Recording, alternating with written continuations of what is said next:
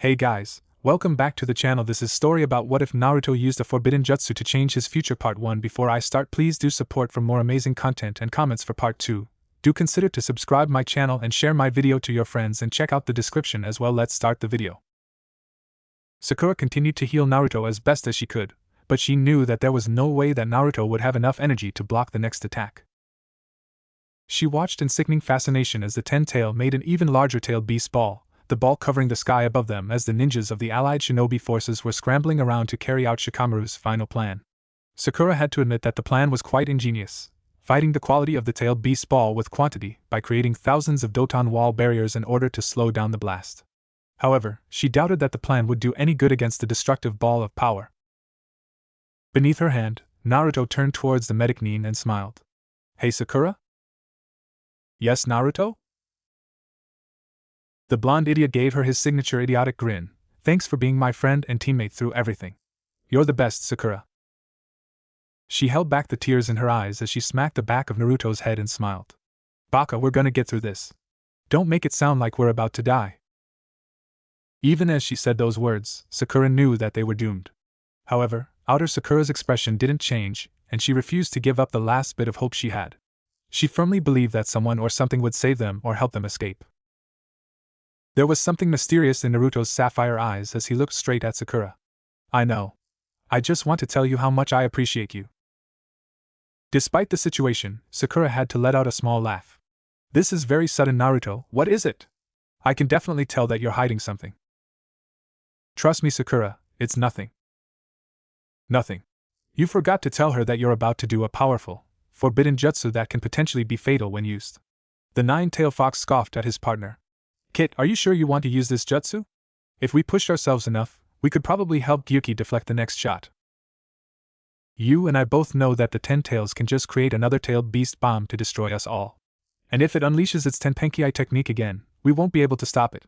We've used up too much chakra and you know that too, Kurama," Naruto simply replied. He was sitting and studying the scroll that the 9 tails had given him that contained the forbidden technique. "If we manage to pull off this jutsu, we'll be able to save thousands of lives and we can stop this from ever happening." "I can't say that you're lying, Kit. But are you ready to take the risks and go back into the past? Are you prepared to be isolated and hated once again by your entire village?" Kurama asked the boy. Naruto let out a snort. "If I can save the hidden leaf from destruction and prevent this entire war from even happening, I'll gladly go through a decade of suffering by myself. Maybe this time around, we can have peace across the world without death and destruction. As for the risks, we're about to die anyways." "An idealist like always, Kit. But your selfless ways is what convinced me to work with you anyways." Naruto folded the scroll and tossed it back to the fox, the scroll disappearing as it flew through the air. "I think I got the gist of it. Forbidden jutsu, time manipulation." The fox nodded. "After this, you will not be able to use that jutsu again. You have only one shot to change the past. I'll also remind you again that though your memories and spiritual energy will be transported back, your physical body and chakra system will still be out of shape and young. You won't be able to use the Rasengan or any of your very powerful jutsu right away, but it will be easier for you to relearn them." After hearing this, Naruto groaned. "Great, so I'll have to basically train harder than ever. At least now I know how to use the shadow clones to boost my training." The Jinchuriki stood up and stuck out his fist to the fox. "With you and I as a team, we'll definitely be able to take on the ninja world. Believe it." A small chuckle came out of the fox's mouth as he gave a smirk to his comrade and prison guard. "Of course, Kit. I'll help you every step of the way.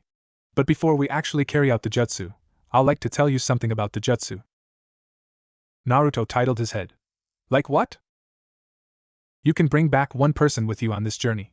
The person that comes back with you will also return to their younger bodies at exactly the same time you do. Do you want to bring someone with you back to the past? I'm sure that your pink-haired friend would be." "No, Kurama," Naruto abruptly said. "I don't want anyone else to be burdened by this." "But Kit, if she came with you, she could help you on your journey. Besides, you're the one that said that your comrades have made you stronger." "I'll just help her and Sasuke grow faster. I don't want her or anyone else going back into the past knowing that if they failed, the world would end. That is a burden for me and me alone." "Selfless. Maybe a little too selfless." The fox grimaced. "All right, Kit. Let's do this." Sakura was surprised when she saw Naruto weaving his hand to make hand seals. Naruto, your chakra is exhausted and your body is physically weak. You're in no shape to use another jutsu. Don't worry, Sakura. Naruto gave her a small, weak smile. A smile of regret. This jutsu will be the final jutsu I use. What the hell are you saying, Baka? Sakura said. Already, she was preparing to hold him down so he wouldn't do anything stupid. He stared at her before he looked down to focus on his work. It's a secret jutsu that'll set everything right. She was tempted to stop him as he continued, but couldn't find herself the will to stop him. Something in his voice told her that he wasn't going to do anything stupid, which was a surprise since he always did something stupid. There was a moment of silence between them as Naruto continued to make the hand seals and Sakura continued to heal him with the remainder of her chakra. However, that moment was shattered as Sakura looked up and saw that the tailed beast ball was released towards them. Sakura prayed in the back of her mind that the kami would spare her and her friends, but her prayers went unanswered as the ball came closer and closer to them. Thousands of walls were erected to slow down the ball, but Sakura could see that the walls were being shattered faster than they were being made. She reached out to her teammate and friend and placed her hand on his shoulder. Sakura-chan, I need you to back up for a moment. I need to do something. Naruto muttered. Nodding, Sakura stepped back away from her teammate. It was at this moment that Naruto completed his hand seals and slammed his fist into the ground. Forbidden Jutsu, Time Manipulation. The spot where Naruto had smashed his fist into began to crack and lines began to shoot out from the crack. The lines surrounded Naruto and Sakura, forming a star shape around the two ninjas. The wind began to whirl and make shrieking noises as the lines began to glow. Time manipulation? Is this some sort of time travel jutsu? Sakura shouted over the powerful winds. The other ninjas were too distracted on building Doton wall barriers to notice that Naruto was doing something strange. Naruto gave his trademark thumbs up to his teammate. Yep. Don't worry about me, Sakura. I'll change the future for the better. I'll make sure that everyone is safe and that this never happens. If she could have punched the blonde, she would have. But the winds were slowly pushing her away from him. Baka. Idiot. If you're going to go to the past, at least take me with you. I can't let you, Sakura. I can't let you carry the weight of the world on your shoulders. This is something I need to carry by myself. And if I go into the past, you won't even remember this anyways. Sakura couldn't believe what she had just heard and hoped that she heard him wrong due to the winds. Looking at his facial expression told the entire story, but even then she couldn't allow this to happen. We're a team. Even if Naruto doesn't want me to go, I'm going with him. Besides, who else would look after that idiot? Using the last of her strength, she pushed against the wind and walked towards her teammate. In front of her, she could see the tailed beast ball coming closer and closer as the bee was unable to deflect the ball away from the allied forces. Gritting her teeth, she hurled herself towards Naruto and grabbed him by the shoulder at the last second. The entire world was suddenly lit up by the tailed beast ball, and the two teammates closed their eyes from the flash. When they opened their eyes, they weren't dead, but in a different place. Naruto Uzumaki woke up to the sun glaring down onto his face. Immediately, he sat straight up and looked out his window. Instead of a Konoha being reconstructed, the Konoha in front of him was completely intact. At the sight of this, Naruto opened his window and let out a loud yell of joy, prompting some neighbors and civilians on the streets to glare at him. To double-check, Naruto ran to his closet and checked his physical appearance on the mirror. He was at least half a foot shorter and looked physically weaker than before. Looks like we've succeeded, Kurama, Naruto said to the fox. We're back in the past. You'll need to figure out just what time period you're in currently. For all you know, Sasuke could have already left and you're about to leave on your training trip with that old pervert. A small smile crept onto Naruto's face. Ero-sanin. He's still alive. And this time, he'll stay alive. I don't know for sure, but I guess I'll head down to the academy first and go on from there. He opened his refrigerator in order to eat some breakfast, and was met with the rotten smell. Pinching his nose, he pulled out the only thing in the refrigerator other than some bread. Sour milk. Why does this seem so familiar? Naruto slammed his fist into his palm in realization. Right. The day that I became part of Team 7. I had that stupid expired milk and bread for breakfast since that was all that was left in the refrigerator. Funny how you managed to figure out what day is today just by that. You could have just looked at the calendar and checked the date. Kurama mused. Thanks for telling me now, Kurama, Naruto grumbled. Shaking his head, Naruto threw out the milk and chewed on some of the bread. I really need to shop for better food to fill up my refrigerator. Last thing I want is diarrhea again. Sakura. Wake up and eat your breakfast. You're gonna be late on your first day. Sakura Haruno rubbed her eyes and yawned. She looked around and froze once realized that she was in her room, in her own bed. Which should have been impossible because her house and her room were blown up when Pain attacked the Hidden Leaf village unless. I'm back in the past, Sakura said to herself. So the idiot did send us back into the past. Or at least, tried to send himself into the past. I grabbed him hoping that I would be sent back also. She recalled the last few moments before the blinding light and clenched her fist. That idiot! Trying to come back into the past by himself, and doing everything himself. I'm going to punch that baka the next time I see him. After throwing off her covers and jumping off the bed, she walked into the bathroom to wash up. In doing so, she came face to face with a much younger version of herself in the mirror. Yep, definitely in the past.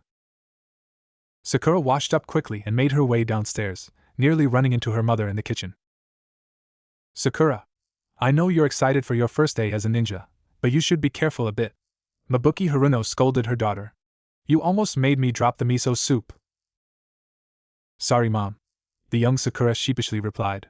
But first day as a ninja? Mabuki rolled her eyes at her daughter. Your first day as a genin. You were all excited about it yesterday, telling me how you passed that entrance exam. You were also gushing on and on about that Uchiha boy and how you're confident you'll be teamed with him and win him over. Hearing those words made Sakura turn tomato red. God, my younger self was such a fangirl. Do you know when I have to get to the academy by? Her mother glanced at the clock. Around 15 minutes? Sakura rushed to the dining table and shoveled food into her mouth with only one thought running through her head. That idiot is going to have a hole in his head after I'm done with him. Not knowing that Sakura was also in the past with him, Naruto walked into the classroom carefree and lighthearted. After finding out that he woke up a little early, Naruto decided to change up his uniform a bit to look less colorful. His new outfit consisted of a black jacket with some orange on the sleeves with black shorts, similar to what Sasuke had worn during the Chunin exams.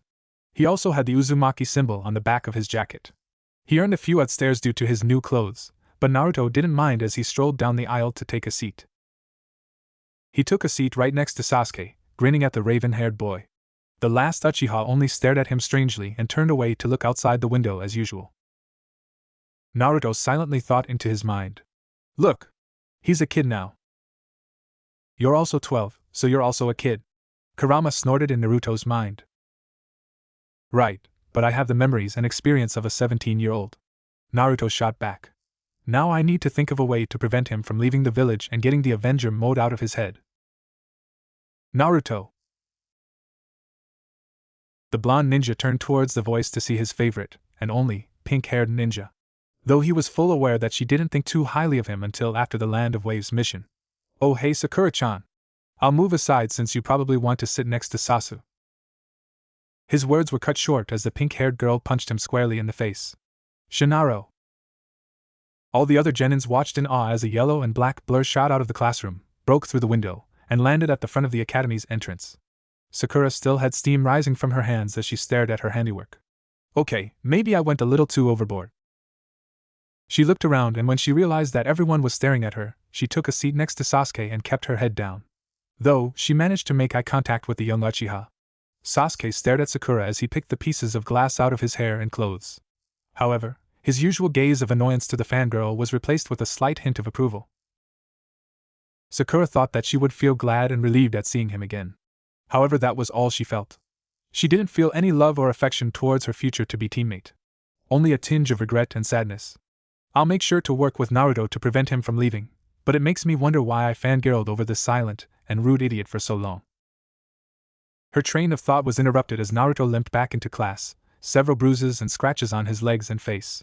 He sighed as he shifted his feet towards the back table and sat down. Wait, I'm pretty sure she didn't punch me that hard on the day we got assigned to our genin squads. Maybe you did something differently that caused this. Maybe you were sitting a little too close for Sakura's comfort, and she decided to use brute force to make you go away, Kurama suggested. Naruto nodded in agreement, but he still felt as if something was off. And he realized something was definitely off when Sakura stood up from her seat and slid into the seat next to his. This definitely didn't happen before. Sakura-chan. Are you okay? Are you feeling sick or something? It was then that Naruto realized that his future teammate had cut her hair to shoulder length and wore pants instead of her usual genin dress. What is happening, Kurama? Did coming back in time cause this much change already? Possibly, Kit. Though, I think the reason that your pink-haired friend is acting like this is because… You can drop the act now, Naruto. I remember the forbidden jutsu, and I can't believe that you almost ditched me, Sakura whispered under her breath. Thank Kami that I grabbed your shoulder in time. Otherwise, I might have been left behind in the future with you coming back to the past by yourself. Naruto gulped. That explained the sudden punch out of nowhere. Why did you come back with me, Sakura? To help you, Baka. We're teammates, remember? Team 7 till the end? Sakura rolled her eyes. Did you really expect me to stay put while you went back into the past by yourself? Someone needs to look after you and clean up your mess. Sorry, Sakura, Naruto mumbled. I just thought that it would have been better if I dealt this by myself. Just forget about it. Let's just focus on the present. Or past, Sakura replied. This time travel thing is really confusing. If Naruto and Sakura can stay silent, I will assign all of you to your Jounin instructors. Iruka-sensei shouted in front of the class. This caused a lot of snickering and curious looks toward the two clearly embarrassed students. Good, now I will read out the team numbers, the 3 genin in the team, and the team's Jounin. The sensei began to read the list, announcing all the new teams. Naruto and Sakura already knew the team they would be in, but sat silently and calmly in the back as their names were called. Okay, our next team is Team 7. Haruno Sakura, Uzumaki Naruto, and Uchiha Sasuke. This time around, both Naruto and Sakura didn't cheer as the names were called. Instead, the duo stayed silent as the rest of the names were called. They were already silently scheming in their heads and barely realized that class had been dismissed for the day. Before the two left, Naruto turned to his new teammate. Hey Sakura, I also realize something now that we're back in the past. Your chest is even smaller than before. In Naruto's head, Kurama face-palmed and knew what to expect. A visible tick mark appeared on Sakura's forehead. Shinaro. Okay, this is getting really old now. I'm used to him being late, but I forgot that he was extra late on the day that we met. Naruto mumbled silently to Sakura so that Sasuke couldn't hear. His friend nodded in agreement. Kakashi had slightly fixed his habit, and was only an hour or two late to everything in the future, but now the white-haired Jounin was running a solid 3 hours late to the first team meeting. Everything was a lot more different than before, mainly because Sakura from the future was also by his side. The last day passed by uneventfully, with Naruto and Sakura grabbing ramen together, and thinking of ways to prevent the calamities of the future while not changing everything too much so their knowledge of the future wouldn't be useless. Naruto wanted to head out immediately and battle future Akatsuki members, only to be immediately smacked by Sakura for his brashness. Sakura also wanted to change things, but knew that any rash attempts to change history could have large consequences, such as killing Gato or assassinating Kisame. Besides, she reasoned with the blonde, their powers were nowhere near their peak levels. For now, all they could do was to train and make small, positive changes.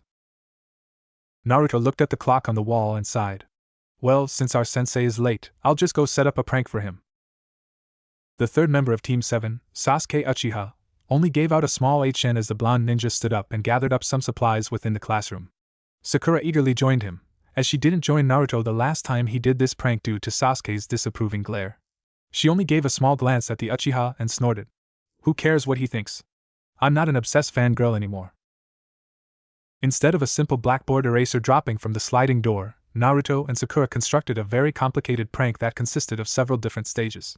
Once the two agreed on the plan, they set out to work, with Naruto sending several clones to collect some supplies needed for the operation. Unknowingly to the duo, Sasuke watched the two work with great interest, as he found the two working together so casually to be quite odd. Just up until yesterday, Sakura was fawning over me and stalking me while she pounded Naruto and called him useless. Now, it seems like they're suddenly best friends. Sasuke thought as he saw Naruto grab a wooden mallet from his clone. The Uchiha let out a HN as he continued to watch his teammates. Maybe if this continues, Sakura won't bother me anymore and Dobe will stay out of my way. After all, they're just people standing in the way of my final goal. Finished. Naruto let out a whoop. Now that dumb Jounin-sensei will be punished for being late. Sakura let out a small laugh and gave Naruto a high five. Sasuke merely sat still with his hands still crossed in front of him. Even with the new additions to the prank, there's no way a Jounin would fall for a stupid booby trap like that. Naruto gave the raven-haired boy a grin. Wanna make a bet, Sasuke team? I bet you a bowl of ramen that our sensei will walk right into our booby trap. The Uchiha prodigy only glared at him, his body posture remaining completely the same. Within minutes, the doors of the classroom slid open to reveal the silver-haired jounin of Team 7. Kakashi had already seen the blackboard eraser, but decided to walk into it to give his little pupils a little satisfaction before he worked them to the bone. He opened the door and was immediately hit by the blackboard eraser, which was filled with ink instead of chalk powder. Blinded by the ink dripping into his right eye, he stepped backwards, only to be struck by a large wooden mallet to the back of his head.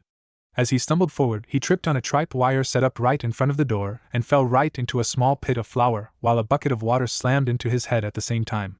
Realizing that this was not a simple blackboard eraser prank, Kakashi slowly rose up with the bucket still on his head, only to have someone slam two cymbals that vibrated the bucket and caused the ringing sensation to echo throughout his head. After several minutes of a violent headache, Kakashi calmly took off the bucket on his head and looked at his uniform. His usually clean uniform was now stained with ink and covered in wet flour. His hair was a mess and his mask felt very uncomfortable with all the flour and ink inside. The leader of Team 7 coughed and looked at the 3 genin assigned to his team. He knew that Naruto would possibly pull a prank, but a prank on this scale was something he didn't anticipate. And looking closely at the pink-haired girl, he could also see that she helped him with the prank due to some flour marks on her hand. Only the Uchiha looked and seemed innocent, and even he was staring at his instructor with a look of amusement. "How can I say this?" Kakashi said as he dusted himself off and rubbed his chin. "My first impression is I don't like you guys. You guys are bullies." Only Sasuke looked slightly troubled and annoyed. Naruto and Sakura were both grinning. Yep, the 2 idiots that set this prank, Kakashi thought. "Now meet up on the roof. We're gonna do introductions." Kakashi disappeared in a cloud of smoke. Kage Bunshin no Jutsu. If I'm right, then Kakashi should be feeling the burn about now, Naruto said with a smile still on his face. Right on time, there was a small yelp above them. "Come on! I don't think the sensei will be in a good mood, so we should hurry." Up on the roof, Kakashi was already rubbing his head, thankful that he had sent a clone down instead of meeting the genin himself. "I'm in for a rough time ahead." "Well then," Kakashi said cheerfully, though there was a hint of danger in his voice. "Let's begin with introducing ourselves to each other." Naruto raised his hand. "What do you want us to say?" "Excellent question. I just want to know some of the basics. Your likes, your dislikes, your dreams for the future and stuff like that," Kakashi answered. The blonde-haired teen nodded. "Then you go ahead first, sensei. You're the leader." Kakashi tilted his head for a moment. "Oh, me? I'm Hatake Kakashi. I have no desire to tell you my likes and dislikes, though I do dislike brats that bully their sensei on the first day." His words were pointed directly at Sakura and Naruto. "Dreams for the future? As for hobbies, I have lots of hobbies." Even though Naruto and Sakura knew exactly what Kakashi would say, they still shook their head as Sasuke joined in on the display of disappointment with a scowl. "So basically, all we know about him is his name. Now it's your turn, let's start from the right. Blonde, go first."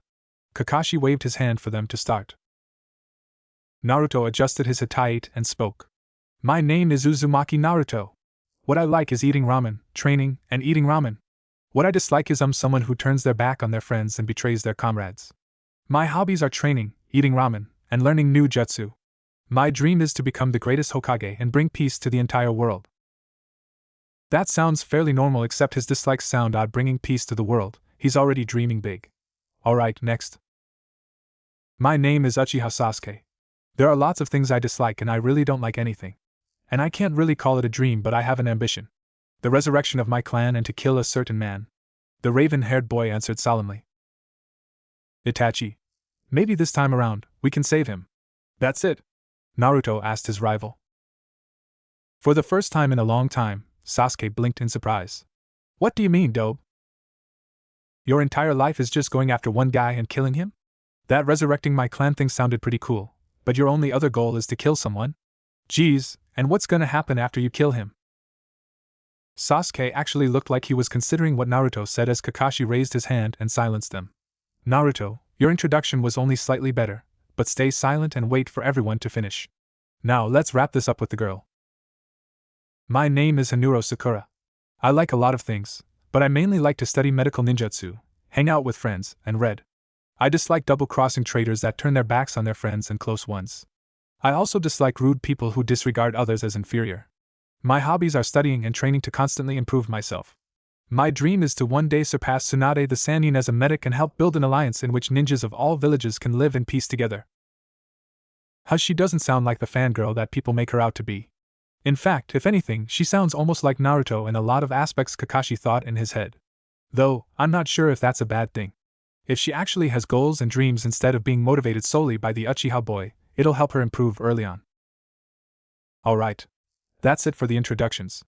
Tomorrow, we'll officially start our duties as shinobi of the Hidden Leaf, Kakashi announced to his genin squad. But before we do anything, we'll be doing something with just the 4 of us. You can call it a survival training.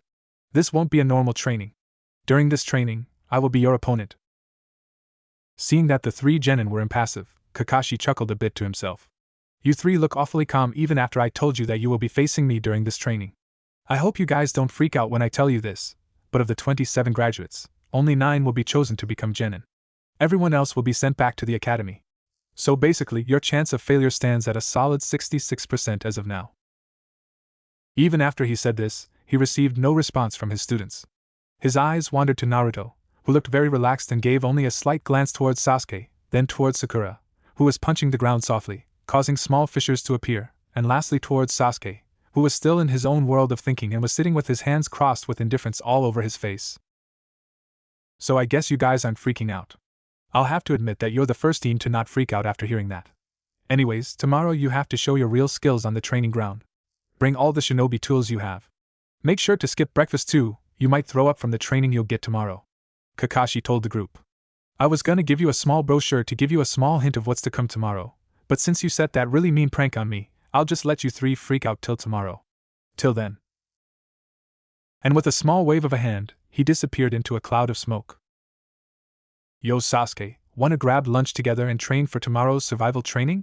Sakura is coming along too, Naruto asked the Uchiha with his trademark stupid grin. A simple frown and a HN answered the question as Sasuke walked away from the 2 without even waving goodbye. Naruto scrunched up his face and shook his head. He still has a stick up his ass, the bastard. Sakura gave her teammate a reassuring pat on the shoulder. He'll come around in the future. After all, he hasn't been corrupted by Orochimaru, and he's still redeemable. We just need to figure out a way to break his Avenger mode and convince him that it'll be worthwhile to stay in Konoha with us. You're just being soft on him because you love him, Naruto grumbled. At least our goal of keeping Sasuke in Konoha is easier because he's still here in the village as a shinobi instead of being a missing nin. Do I really still love him? Sakura wondered to herself. It's good seeing him again, but the last few encounters with him weren't exactly pleasant. Besides, even after all those years of chasing him, he showed no signs of returning my feelings or even a hint of returning to Konoha again. I think the best way to keep Sasuke in the village is to become powerful ourselves. If we stay constantly ahead of him and show that we have something to offer and teach him, he won't see as obstacles to his goal and maybe see us as partners. Maybe if we told him the truth about the Uchiha massacre, it'll turn off his Avenger mode and allow him to develop a better goal for himself. Obsession over revenge isn't really healthy for anyone. Naruto hesitantly nodded. I think we should tell Gigi about everything soon. Maybe after we relearn some of our stronger jutsu and after we do the wave mission. It's only after the wave mission that we earn Sasuke's respect and friendship, and he'll be more willing to hear us out after that. Not a bad idea for the dead last, Sakura answered with a grin. Let's grab lunch somewhere other than Ichiraku's ramen and test out our current strengths. We need to prepare ourselves for tomorrow's test. I really want to flatten Kakashi-sensei's face and be part of the first genin team to take a bell from him. The duo laughed as they walked away, not noticing a familiar figure reading an orange book on the side of the academy building. After eating at a small sandwich shop near the outskirts of town, partially due to Naruto's request on avoiding the more populated areas, Sakura and Naruto made their way to the 3rd training ground, where the survival training would be carried out the next day. While Naruto was focusing on remastering the Rasengan, Sakura was doing physical and chakra control exercises. Ack. This is so frustrating. Naruto shrieked as the 29th attempt of a Rasengan dissipated in his hand. I definitely remember how to do it, and can almost feel the jutsu on the tip of my fingers, but I just can't do it. It took you a week to complete the Rasengan last time, didn't it? You should be able to finish it faster this time around since you already know the stuff you need to do to make the Rasengan. Sakura was standing upside down from a tree branch while she practiced her chakra control. Naruto punched a tree, only to find that he wasn't as strong as he was before. He let out a small yelp as his fist began to turn red while the tree trunk was completely intact. I hate this stupid, weak body. I really need to train extra hard, but the bell test is tomorrow. Sakura pouted. You do know that there are other ways of fighting Kakashi, right? Do you remember how we beat him last time? Naruto thought for a second and smiled. Right, I pretended to know the ending of the Ika Ika tactics and forced him to cover his eyes and ears. Do you think it'll actually work this time around? I mean, why not? He won't expect it this time around because we haven't actually done it yet. Besides, we need every edge we get since we don't have our full strengths. I think I should be able to enhance my strength using chakra control, but that's about it. Maybe if we had more time, Sakura told the blonde. The son of the fourth Hokage only grinned. It's fine. It's not like we need to beat Kakashi or get the bells. We just need to have a plan and show teamwork in order to pass. And I think I have a plan that should have Kakashi running for his money. You? With a plan? The world must be ending or this must be a genjutsu. Sakura looked at Naruto incredulously. Ha ha. Hilarious. Naruto replied dryly. The plan should work if I manage to master some lower-ranked jutsu and have Sasuke follow along with the plan. Pulling her close, Naruto began to whisper the plan into her ear, with the pink-haired girl nodding with an approving look. Not bad, Naruto. I think that plan could actually work if everything went well. Well, that's why we're training Sakura-chan, Naruto replied with a smile. We need to be prepared for tomorrow. The two continued to train, with the rest of the training being uneventful. Though, towards the end of the practice, a boy with jet black hair watched carefully as the duo trained intensely. I feel so drained, Naruto complained as he walked down the marketplace with Sakura by his side. I haven't used up this much chakra since, well, the fight against 10 Tails. After training, Naruto mentioned that he needed to go to the marketplace to stock up on some food after encountering an empty refrigerator the day before. Not wanting the blonde to only stock up on ramen, Sakura insisted on going to the marketplace with him so he could buy some healthy and nutritious food. Ramen is nutritious. I mean, I was like pretty much everyone else's height even after eating ramen daily. Naruto whined, only to be punched by Sakura. In order to not draw attention himself or Sakura, Naruto used the Henj no Jutsu to disguise himself as a brown-haired, brown-eyed ninja. He blended in perfectly with the crowd of civilians on a busy weekday night, unlike his normal appearance that distinctively stood out due to his blonde hair. So, what are we even gonna buy, Sakura? I don't have much money since we haven't started missions and ramen is cheap too. That's why I always buy it in bulk, Naruto said. Sakura threw him the look, but it was much softer than usual. So that's why he ate so much ramen when he was younger. He didn't have any money to buy actual food and the habit of eating cheap instant ramen stuck on forever. It's fine, Naruto. I have some allowance money that I can use to help you buy food. It's not like I pay for my own food back at home. You can pay me back after we start doing missions. The disguised brown-haired ninja smiled. Thanks, Sakura. Though, I still would prefer ramen. A tick mark appeared on Sakura's forehead, and it stopped Naruto from making any further comments. They walked into a small grocery store where Sakura usually went to buy fresh fruits and vegetables for the Henuro household. Is Sakura-san? Are you here? Sakura shouted into the shop as the two entered. Although the shop was quite small, the shelves were crammed with everything from fruits to chips. Ishikura Ai, the owner of the shop, stepped out from the back. The shopkeeper, a woman in her early 60s, welcomed Sakura warmly. Good evening, Sakura. Buying groceries for your parents again? You're such a kind soul. How can I help you? Actually, I came here to help my friend buy his groceries. He's been living off of cup ramen and I want to buy some healthy food for once. Sakura answered with a bow. The woman turned to Naruto and smiled. Naruto smiled back, feeling relieved that he wasn't being chased out or yelled at due to his henge that covered his real face. Well, hello, Sakura's friend. What's your name? Naruto hesitated before answering. My name is Nagato. Pleased to meet you.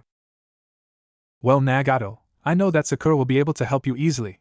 She's been coming to my shop for years, ever since she was a little girl, to buy her parents' groceries. Ishikura said as he shook the boy's hand. Since it's your first time here and you're a friend of Sakura, I'll give you a small discount. After all, young boys like you need to eat and grow. The brown, or blonde, haired boy thanked the woman and went back to Sakura, who already had a basket full of assorted vegetables, fruits, meats, and dairy products. She knew the bottomless pit that Naruto called his stomach and had to buy at least double the amount of what her entire family would eat for him to survive the next week or two. Here, Naruto. There's a mix of every food class in the basket, enough food to last you a week or two, I think. She handed him a small piece of folded paper. Just make sure to eat the appropriate amount of servings written on the paper each day, and it'll keep you healthy. Naruto nodded, but his eyes still wandered hungrily to the pack of instant ramen on one of the shelves. Sakura-chan, can I just get one pack of instant ramen? Maybe if you do well for a week, Naruto.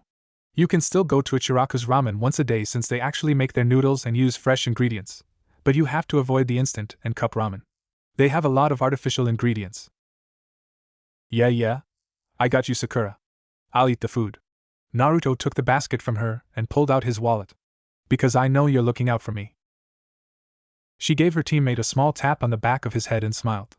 And maybe after eating healthy for a few months, you'll be finally taller than me and the others. I'm not that small. Naruto went up to the shopkeeper with the basket and wallet in hand. How much for all of this? Ishikura looked over the contents of the basket for a few minutes and calculated the number on a piece of paper. That will be 20,000 ryo with the discount. With a small gulp, Naruto turned towards Sakura. You said I can borrow some money from you, right? I only have 5,000 ryo. I promise I'll pay you back after the first few missions. Thought. The old woman looked at the young ninja. Nagato, do you not have enough money? I apologize, Ishikura-san. NAR Nagato is my teammate, and he's an orphan that lives by himself, so I told him that I'll let him borrow some of my money. Here, I'll pay for him instead. Sakura interjected, already pulling out her wallet. Instead of accepting the money, Ishikura shook her head. No, it's fine, Sakura. Nagato, since you're an orphan and you're living alone, I'll let you have the groceries today for free. But do come back and buy more in the future when you have money. Just keep this a secret. I don't want the villagers to come to my store and ask for free food. That would be terrible for my business. Nagato didn't know what to say. He had never really been treated so nicely before he defeated Pain, in which he earned the respect and trust of the villagers. Thank you, Ishikura-san. I'll definitely pay you back in the future.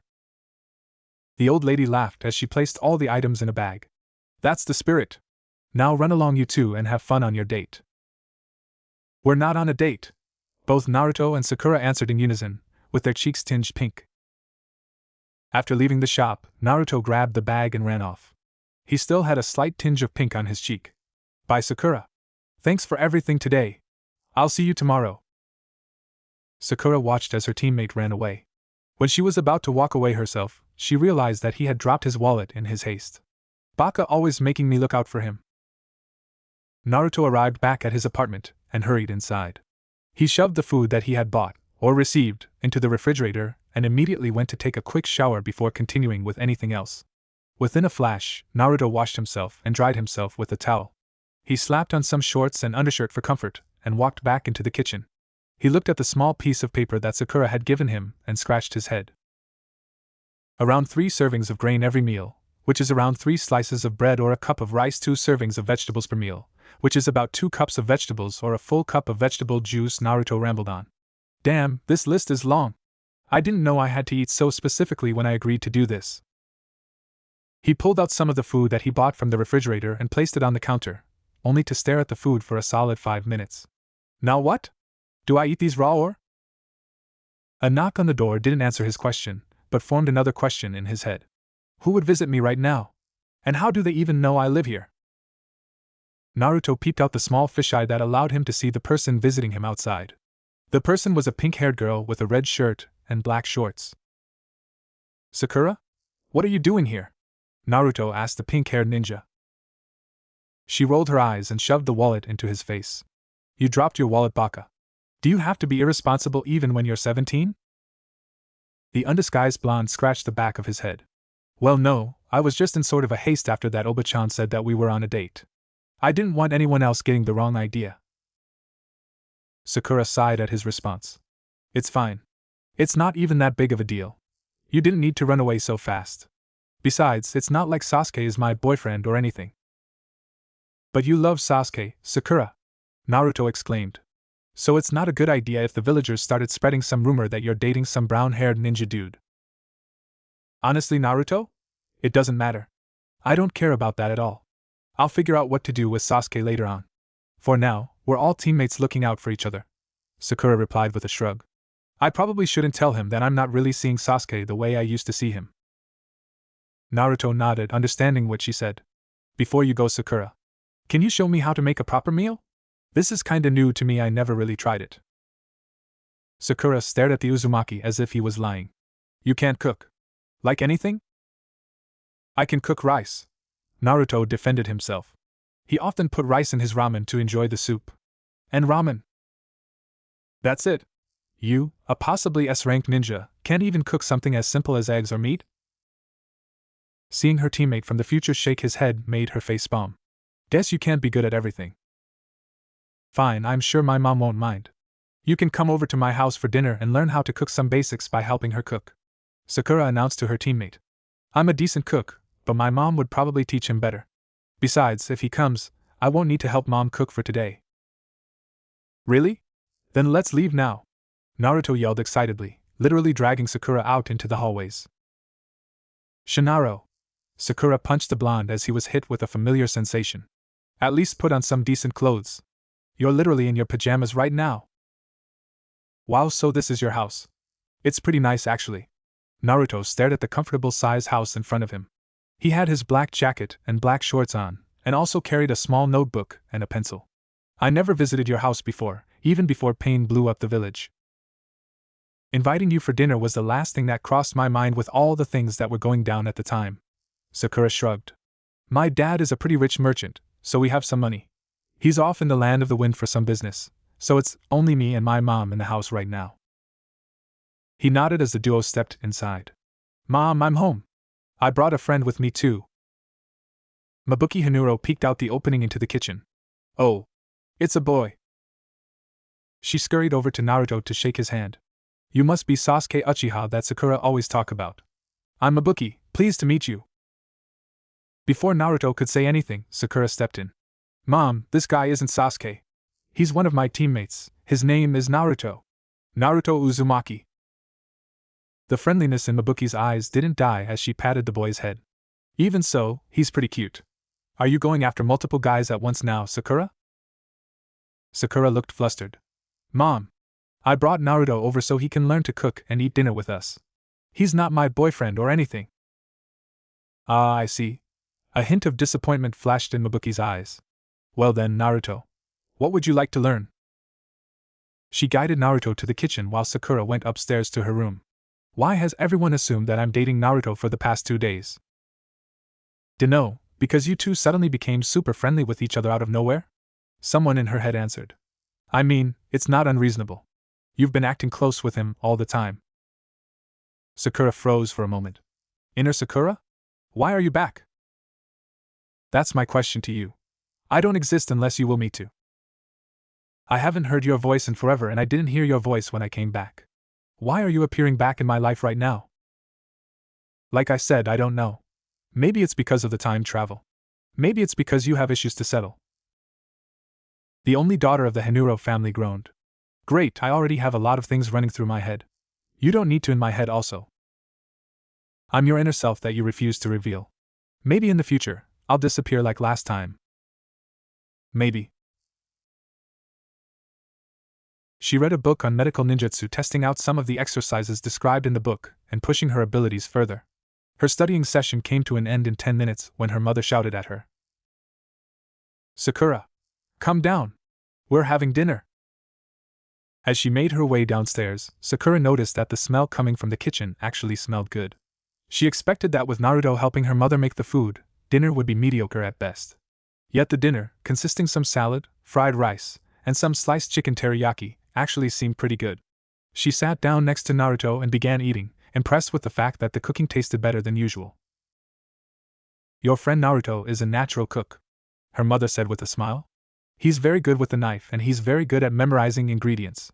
His shadow clones were very helpful and managed to help me finish dinner within minutes. So is that why dinner was finished in 10 minutes?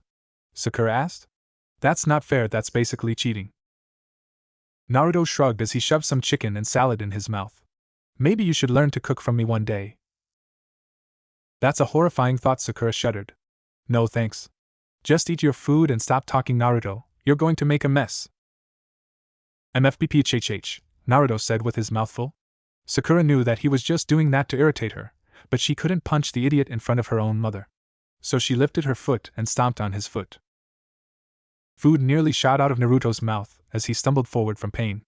Mabuki seemed unaware of what her daughter had done to Naruto. Naruto! Are you alright? Seeing the smirk on Sakura's face and her fist clamped shut, Naruto quickly nodded. I'm fine. I just chocked on some of the chicken. The meal was quick and short, with Naruto being bombarded by a few personal questions that Naruto answered without revealing anything of importance, a skill he learned from Kakashi. After several minutes of chit-chat, Naruto rose to leave. Thank you for the food and the hospitality, Hanuro-san. You're being too formal, Naruto-kun. Just call me Mabuki-san. Sakura's mother smiled. Do come visit often and help me cook. Maybe Sakura can actually learn a thing or two from you. Naruto grinned and waved to Sakura, who waved back with a smile on her face. When the doors closed, Naruto brought out a piece of paper with some instructions written on it and ran back to his home. He was going to wake up and test something out tomorrow. Where is Naruto? Sakura was pacing around in a circle while Sasuke was leaning against a tree. It's almost time for Kakashi to come. Sasuke's position did not change as he gazed out into the distance. Sakura sighed. He's still some wannabe emo. A lot better than that bloodthirsty blockhead in the future, though. We'll make sure that he doesn't kill his brother and betray his village. There was a rustling noise from one of the trees as Naruto jumped out of a tree suddenly and landed in front of his other teammates. Yash! Sorry I'm late, but I already predicted that Kakashi-sensei would be late because of yesterday. In the meantime, I was making you guys breakfast to prepare ourselves for the training. Sakura looked puzzled. Breakfast? Yep. Made some bento boxes with rice, some eggs mixed with some vegetables, and some fish cake with sauce. One for each one of us. Naruto announced. Here, try some. She took one of the bento boxes and opened it.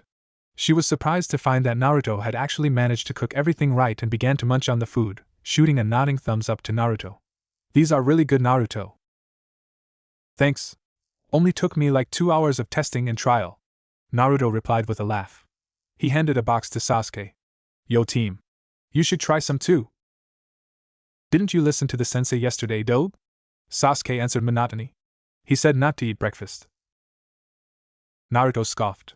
Yeah, but he's gonna probably put us through some tough training and I would rather suffer through hell with a full belly than an empty stomach. So eat up. Before the sensei comes. Sasuke looked at the box and took it out of Naruto's hands. He opened the box and dug into the food, seemingly enjoying the breakfast. After the three had finished, Naruto carefully stacked the bento boxes back into his backpack and lay back. And now, we wait. Hey guys, good morning. Kakashi waved to his pupils. All three of them glared at him. You're late by 4 hours, sensei. It's 10 a.m. right now. He merely shrugged. I got lost on the road of life, what can I say? Kakashi led them all to an open field with 4 stumps at the edges of the field. He placed an alarm clock on one of the stumps and motioned for them to place their backpacks near the other stumps. The clock is set for noon. Here are 2 bells, Kakashi said as he pulled 2 small silver bells from his pouch. Your task is to take these from me before the time's up. And the person who doesn't take a bell fails. So at least one of you here will be sent back to the academy. The silver-haired Jounin continued. You most likely won't succeed in this test if you don't come at me with the intention to kill. He looked around as if he expected an outburst from one of the genin, but all 3 were silent with their kunai out in front of them. Okay, then let's get going. Ready. Begin. All 3 genin in front of him disappeared from sight. The test had begun. The most important thing for a shinobi is to be able to hide yourself, Kakashi said loudly, rubbing the back of his head. After he said start, the 3 young ninjas had disappeared into the woods surrounding the field, instantly going into hiding. Instead of going into a battle stance, Kakashi casually pulled out a copy of Ika Ika Paradise and started reading. After a few minutes of silence, Kakashi nodded. Interesting. I would have thought that Naruto would have came out screaming. I'm quite impressed, seems like he's not totally immature and useless. Kakashi had already pinned the location of the 3 genin, but didn't know that they were all shadow clones of Naruto. The real 3 members of Team 7 were deeper in the woods, with Sakura and Naruto forcefully dragging Sasuke along. Let me go, Dobe! Sasuke yelled as 2 Naruto clones dragged him next to the other 2 members of Team 7. We're supposed to fight Kakashi and take the bells from him, not retreat and waste time. Sakura gave Sasuke the same treatment she usually gave Naruto, a small thump to the head. Although Naruto was used to it, Sasuke didn't expect a punch and wasn't used to being thumped by a fangirl. She gave the rookie of the year a glare. Shut up, Sasuke. We need to make a plan if we want to beat Kakashi-sensei. He's a jounin, do you think it'll be that easy to take the bells from him? The Uchiha gave her a dubious look. What are you suggesting? She means that this test isn't a test of individual skill, but teamwork. Naruto explained to Sasuke. Think about it. We're 3 fresh idiots out of the academy. Do you really think that he'll expect us to beat him? Honestly, if he really tried, he could probably kill all 3 of us with ease. Reflecting on those words, Sasuke grimly nodded. Since when did you start making so much sense, Dobe? I'll prove today that I'm not a dead last anymore, team. Naruto growled. Now is not exactly the time to fight, you two. Sakura rotated her wrist, thrusting out her hand menacingly. Naruto and I have already made a plan to fight Kakashi, but we need to know what your skills are. Sasuke's brows arched in curiosity as he stared at the blonde ninja and the pink-haired ninja. So the dead last and the fangirl made a plan? Normally, I wouldn't exactly trust you two to do anything and go ahead to fight Kakashi by myself. But I caught a glimpse of you two training yesterday, and I'm guessing you two are actually taking this seriously. I'm a good taijutsu fighter, I can break basic genjutsu, and I know a variety of katan jutsu. My strongest jutsu would be the Gokaki no Jutsu, the Great Fireball Jutsu. Sasuke listed. Sakura already knew this, but she wanted to make it look like she didn't have any prior knowledge of his skills because she wasn't a stalker. Or at least she wasn't anymore. I have a plan that should be able to show our teamwork to Kakashi and to grab the bells to impress him further. I have no guarantees it'll work, but it should at least give an impression that we're all working together. Naruto, how long till your shadow clones disperse? Naruto scratched his head. They'll be able to go for a long time and take a hit or two because I put extra chakra in them, but Kakashi will definitely become suspicious in like 10 to 20 minutes if we don't act. The pink-haired ninja nodded. Alright, I'll give you a basic rundown of our abilities so you also have a basic idea of what we can do. If the plan goes wrong or we have to improvise, you can call us out if you see an opening and we'll help you out. The raven-haired boy looked reluctant, but didn't object as Sakura began to call out their abilities.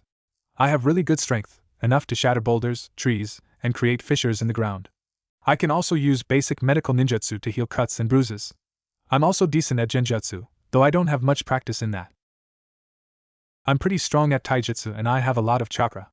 I can literally create thousands of solid clones if I wants to. I can also use a couple of futon jutsu. Naruto listed after Sakura. Sasuke was slightly impressed at the two. The fangirl could apparently use medical ninjutsu, a very difficult field to master, and the class idiot apparently was a wind user and had a large storage of chakra.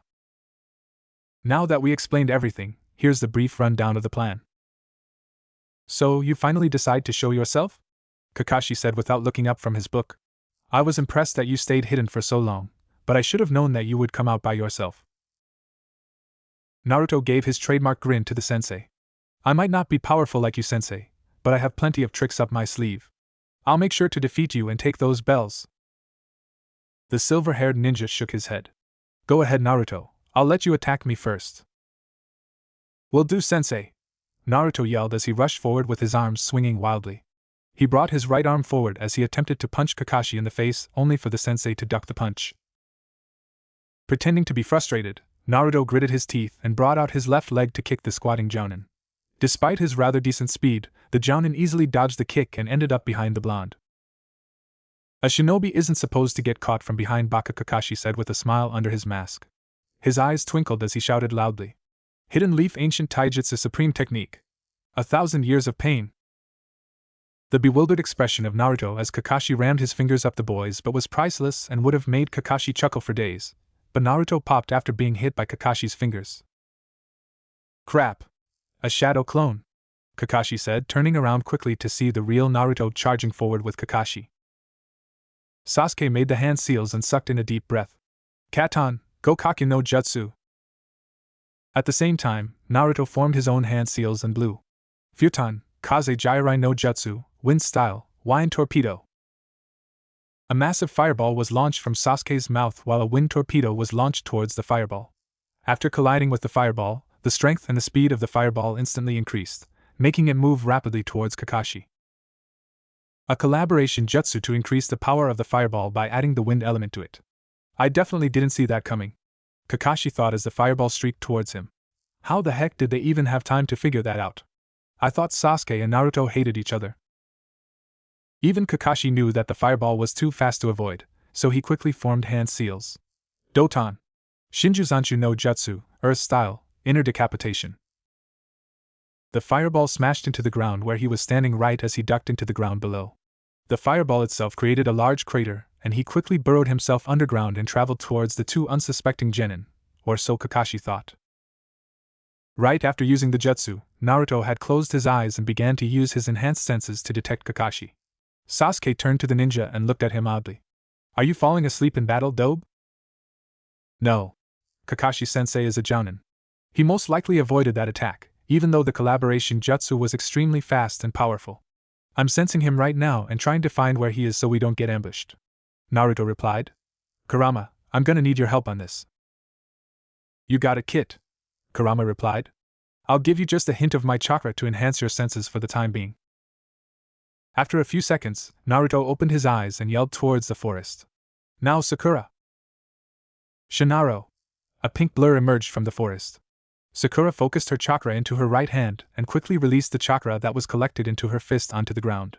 Despite the fact that her physical body was not as strong as it was before, her chakra control was still decent, and her prior knowledge of directing chakra to her fists allowed her to shatter the ground 20 feet radius around the epicenter.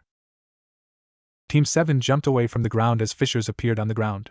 And out from the fissure came out Kakashi, who looked rather battered from the blast. So they used that collaboration jutsu to force me to run away, and they prepared to counter me from every potential angle when I attacked again, forcing me to come out from my hiding. Using Sakura's monstrous strength, they were able to counter my Doton jutsu with ease.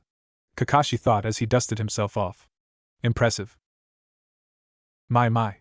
I'm quite surprised that the three of you are working well together. But you now have 30 minutes until the test is over. If you don't take the bells, you fail. Kakashi told the team without pulling out his book.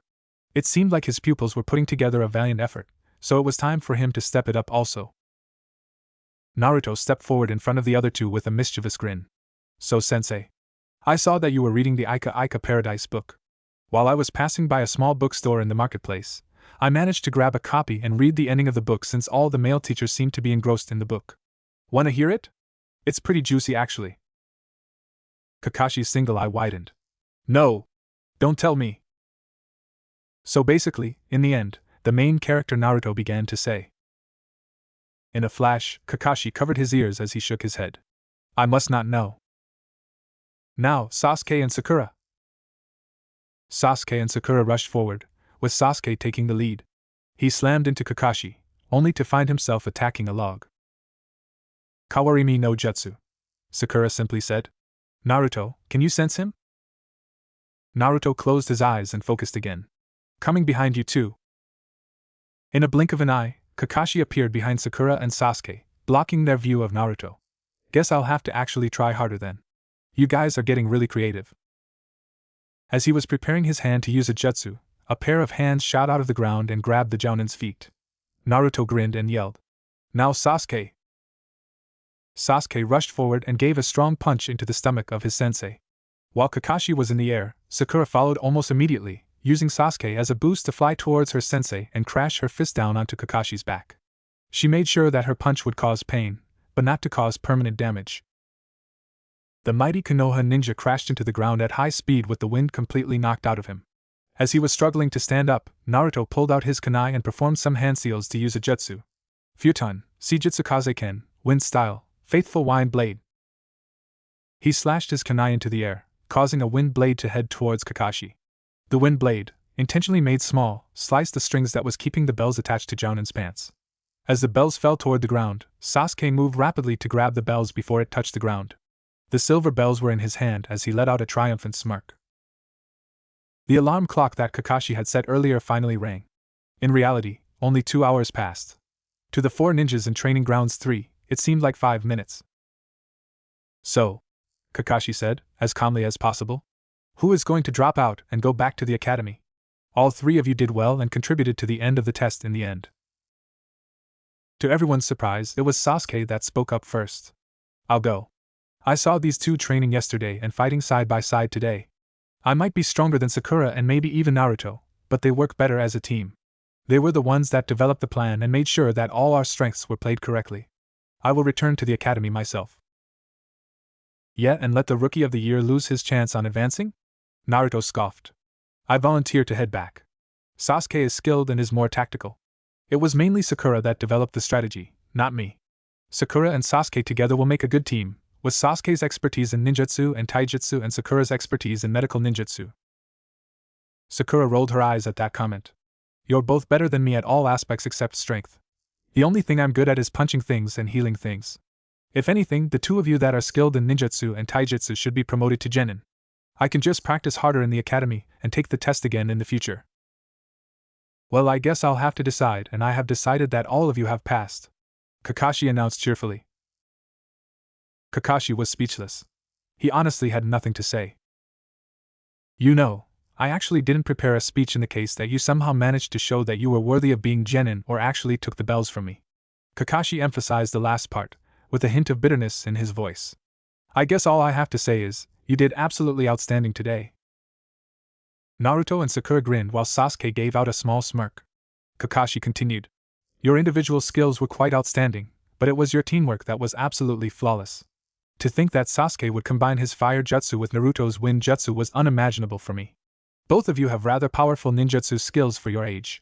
It also seems like Naruto had enhanced senses and was able to warn you two accordingly to react quickly and to avoid my ambushes. Sakura's strength managed to force me out of the ground and knock the finishing blow in the end, which Sasuke helped in by engaging in taijutsu first to create an opening. To see that all three of you were playing off each other's strengths and covering any potential weaknesses, your plan was executed flawlessly. I do have to give you credit, Naruto. Your distraction using the Ika Paradise as bait worked quite well and I reacted without even thinking. Perhaps if we take the test next time, I won't hold back as much and will only read books that I've already finished during the test. It's really funny, because you three were supposed to be the most dysfunctional group in all of history. The loud dead last, the fangirl that's obsessed with the self-centered emo, and the self-centered emo. Yet you three defied all expectations and became the first group ever to pass my test, and only the second group to ever actually take the bells. This test has actually been passed down from the third Hokage himself. One of his student was my team leader, who did the test on me. Now, I passed this test down to you three. Who were in the first team that passed? Naruto asked, already knowing the answer but wanting to give Sasuke further motivation. Kakashi adjusted his mask a bit. The legendary Sannin, Jiraiya, Tsunade, and Orochimaru. Sasuke's eyes widened at this, but made no comment. Naruto and Sakura merely nodded. So I guess we're that good? Naruto casually said, his hands behind his head. I won't say anything, but I can already see Tsunade and Sakura. I can see why Sakura sees her as a role model. Other than that, I can't say. From now on, what you do will change your destiny as a ninja. But before I let you all go, I want you all to remember one thing, Kakashi said. A ninja must see underneath the underneath. Those who break the rules and codes of the ninja world are called trash. But you know what? Those who don't care of their comrades are lower than trash. You three showed excellent teamwork today and showed that each of you cared for your comrade. Keep your bond strong and never abandon your comrades. All three nodded, as even Sasuke gave a small nod to their sensei. Good. Now let's head back. Now I have these boxed lunches for you, but I don't think that's exactly enough to show your excellence in passing.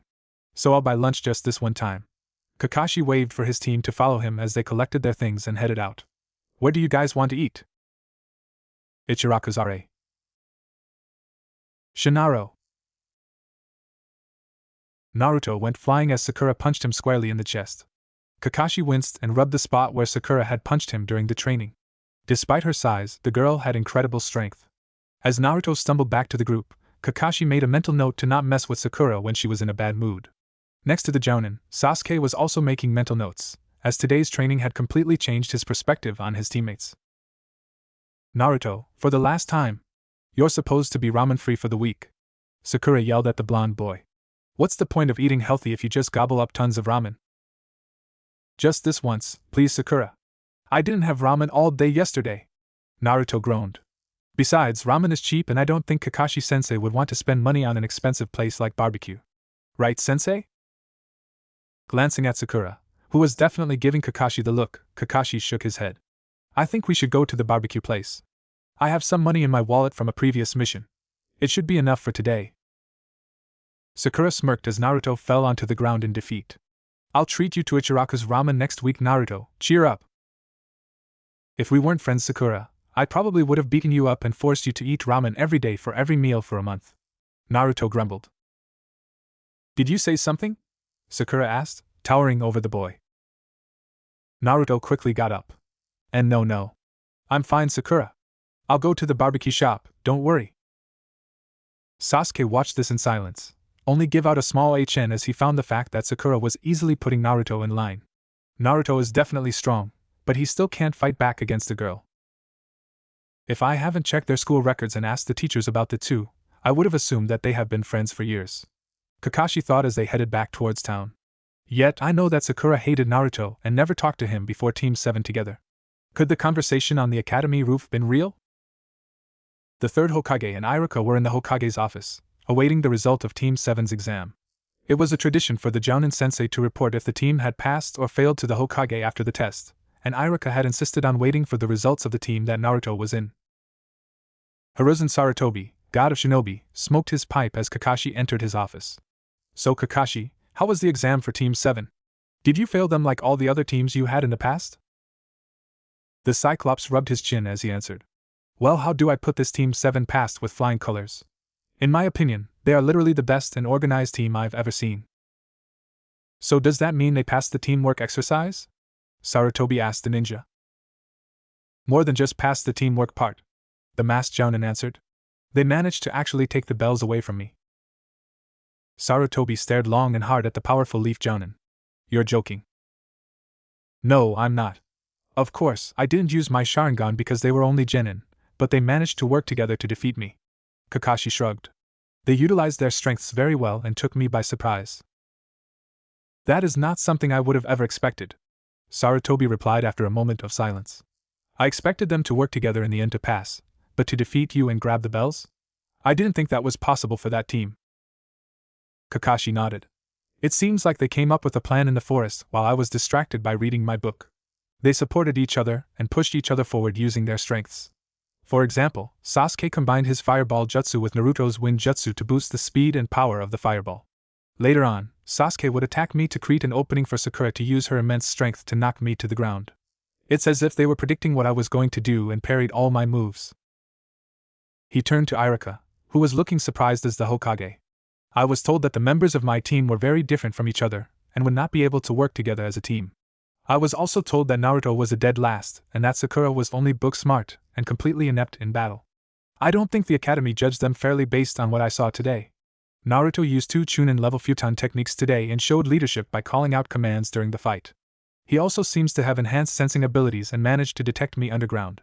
Meanwhile, Sakura displayed the ability to make plans on the spot and showed incredible strength during the fight. One punch from her knocked the wind out of me and she managed to crack the ground and create fissures just by punching it. I would say that the academy underrated the two greatly. Sasuke was good, but even he wouldn't have been able to beat me if he didn't work with his team. The Hokage slowly nodded. So in the end, they managed to defeat you. They're only the second team to actually grab the bells. It was a surprise, but a pleasant one. Kakashi smiled under the mask. I have great expectations for them in the future. Perhaps Team 7 will be the greatest rookie team, even better than the legendary Sannin. Sarutobi dismissed the two and the Chunin, and Jounin walked out of the office. The third Hokage wanted them to leave because he had 2 very special guests coming over right afterwards. Come in, you two. And I believe you should have an explanation on what happened today? Lord Third coughed. Not that I doubted your skills, Naruto. The door opened to reveal 2 grinning genin, Naruto and Sakura. They closed the doors behind them and greeted the Hokage. Naruto messed with his headband as he grinned at the old man. Gigi, I'm really glad to see you. Before I say what I need to say, can you possibly tell your ANBU guards to leave and have a silencing seal placed on the room? The leader of Konoha raised his hand. Immediately, 3 people that were guarding the Hokage disappeared out of the room while the Hokage's secretary placed a silencing seal over the room. This must be quite important, Naruto. What exactly do you have to tell me? Naruto glanced over at Sakura and the pink-haired girl nodded in reply. Sakura and I we're from the future. Oh? Sarutobi looked at the two curiously. From the future? You might not believe it, Gigi, but our minds are from 5 years into the future. I used a forbidden time manipulation jutsu only known to the tailed beasts in order to come back because my friends and I were about to die. My goal was to change the future enough to prevent the 4th Shinobi World War and save thousands of lives. Naruto explained. You see, in 5 years, Uchiha Madara will use this guy named Tobi, or Obito Uchiha, in order to start a war against the entire shinobi world.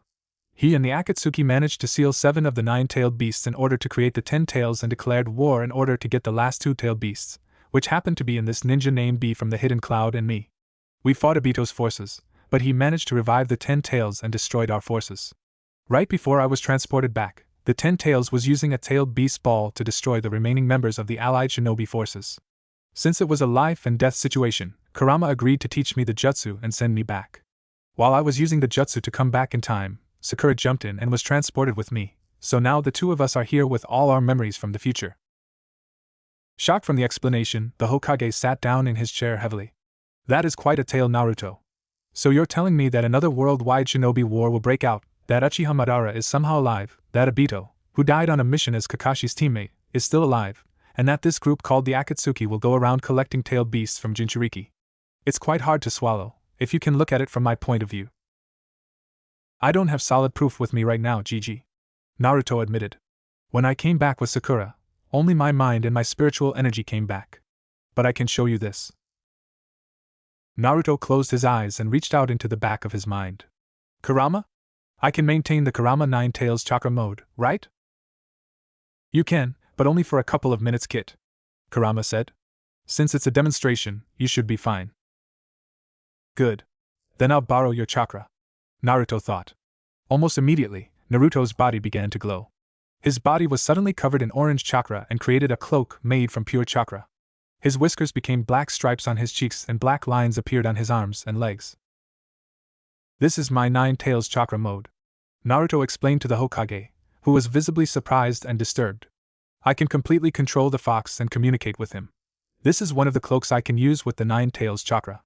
If I wanted to, I can also make a tail beast ball with my hands right now, but that's probably not a good idea.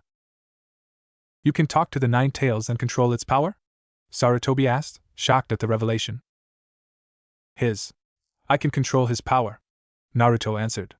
It's a long story, but Kurama, the 9 Tails, decided to become my comrade and friend after seeing my selfless actions during my entire life. He was the one who allowed me to use the forbidden jutsu to come back. We're equal partners. And I think I can show you one additional thing for you to be convinced. The blonde ninja focused his chakra into his right hand. The air began to swirl as Naruto felt a familiar sensation tickle his hand and fingers. Within moments, the wind began to pick up and a visible ball of wind and chakra was formed in the boy's hand. Rasengan. My dad's, who happened to be the 4th Hokage's very own jutsu. I can only do it in the 9 Tails chakra mode because my body is still trying to relearn everything. I should be able to do it normally after a day or two though. I can also do this. Naruto held up the Rasengan and closed his eyes. The orb in his hand began to glow again and grew out 4 large points around the central orb. Futon Rasen Shuriken. I managed to complete the jutsu that my dad failed to complete. I can do Sage mode too, but I can't do it while having my 9 Tails chakra mode activated. The old man's eyes widened as he stared at the jutsu in the boy's hand. Minato, your son has completed your jutsu at such a young age. Naruto deactivated his cloak and the Rasen Shuriken and settled down to become his normal self. Listen, Gigi. I know this is hard to believe, but you need to believe us. We came back in time to prevent war and disaster. Already, we're attempting to prevent some events from playing out so Konoha as a whole becomes strong enough to defend itself from the threats later on. Such as? Sarutobi asked, now drawn in by the idea of time travel. Sasuke. In our future, Sasuke defects from the Hidden Leaf and joins Orochimaru in order to gain power to kill his brother. He eventually does kill Itachi, but he also learns from Tobi that his brother was forced to assassinate the leaders of the Uchiha clan. This drives him to destroy the Hidden Leaf, and before our final battle, I heard that he was still deciding whether saving the world or destroying the leaf was more important. Naruto said. If we could prevent him from becoming a full Avenger and teaching him to become powerful here, we might be able to prevent him from leaving Konoha and save him from his desire for vengeance. The Hokage nodded. I understand where you're coming from, Naruto. So far, you've made little changes in order to nudge Uchiha Sasuke into the right direction, but I'm assuming you're telling me all this because you need my help? This time, it was Sakura that started to talk. Hokage-sama, we definitely need your help. Some of the things we need to do are no small matters, and you, as the Hokage, may be able to help us. I'd like to hear the things you have in mind, you too. Please tell me the things you need currently. Sarutobi motioned for them to continue. First off is about Sasuke. Sakura told the leader of the village. I think he should know the truth and the whole truth. That his brother was ordered by the Leaf Village to assassinate the coup leaders and that Uchiha Madara killed the rest of the village in cold blood. Sarutobi remained calm, but the request was a large one. Isn't it possible that Sasuke will want to avenge his brother and betray Konoha earlier? No, because if we tell him of the truth, he'll want to ask his brother himself about the massacre and the truth behind it. Also, by telling him about Uchiha Madara early on, we'll be able to at least mentally and physically prepare Sasuke for the possible fight ahead. It would be a good idea to have him beside us when we do fight him in the end. Sakura answered. By showing him the official mission and telling Sasuke that Itachi left on his own free will to protect the village, Sasuke won't betray the village to get stronger. Besides, we're also here for him as his teammate, and we'll do our best to make sure that he stays with us. I will tell him myself then, Sarutpa replied after thinking. Any more requests? We'll need to prepare ourselves for the Chunin exams. Sakura continued on. In the future, it was Orochimaru that attacked the Hidden Leaf during the Chunin exams in order to kill you, Hokage-sama. And also to take Uchiha Sasuke with him. He completed his living corpse reincarnation, which allows him to transfer his soul to another body. He planned to lure Sasuke in by promising him power, and then take over his body when he was ready. He never got to do that in our future, but he did manage to take Sasuke with him with his promises. I believe this time around, we'll be able to prevent Sasuke from leaving. But we should definitely end the Snake Sannin. Give me further details later, and I'll make a plan accordingly, Lord Third promised. Anything else? Naruto edged in. Can you get Sakura a job in the hospital? In the future, she's a really talented medic trained by Tsunade herself, and I think with enough practice, Sakura will have her past skills faster. Naruto. This isn't really the time to ask him that, Sakura said, but even she hoped in the back of her mind that the Hokage would approve. Lord Third nodded. That isn't a problem. And Konoha can always use a talented medic. Just one more thing for now, Hokage-sama, Sakura asked. In around 2 weeks, a certain bridge builder named Tazuna will come to Konoha and ask for protection back to his homeland.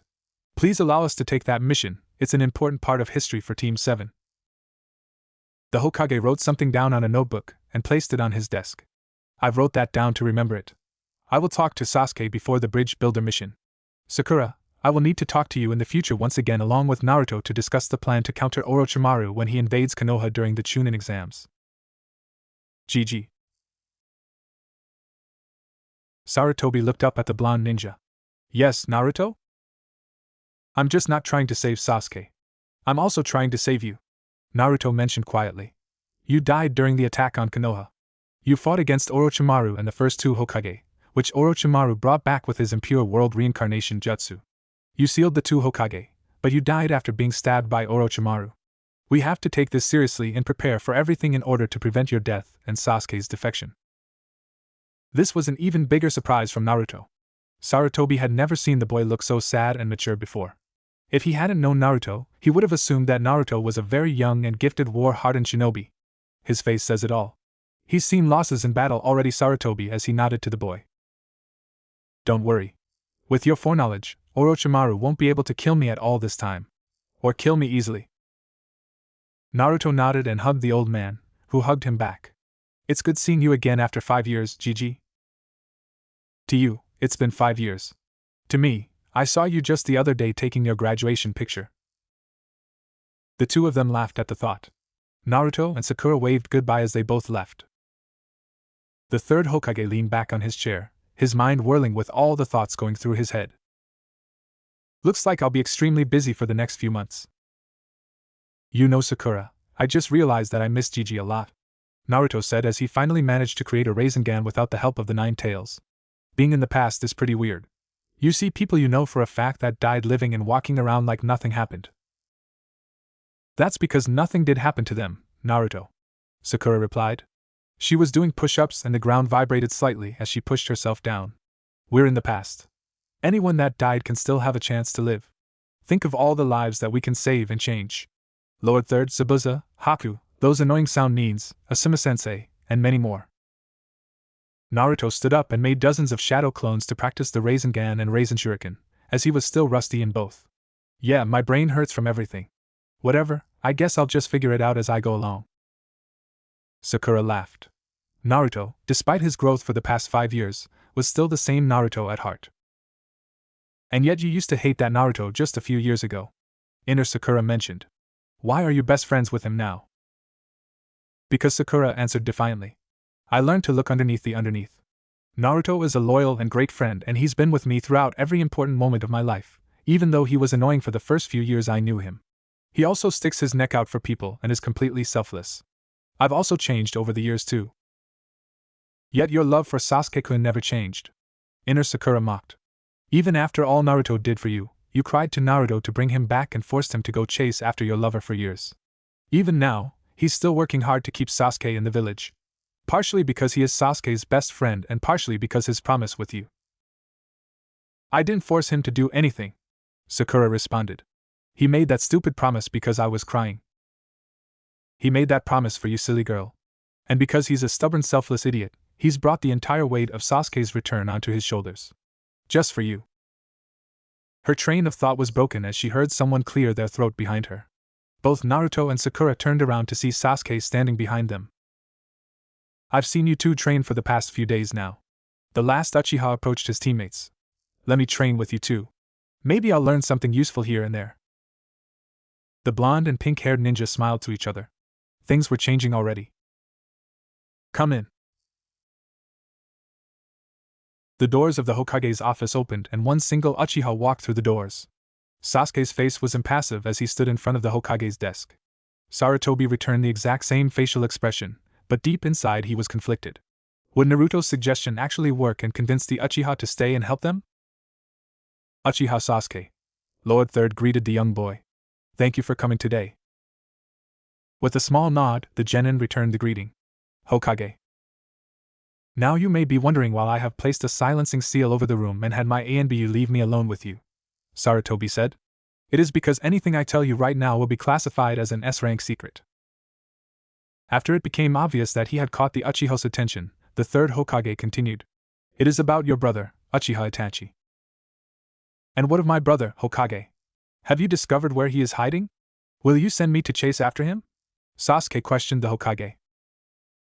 Shaking his head, the old man silenced the young ninja. I do have a general idea of where he is, thanks to our spy network.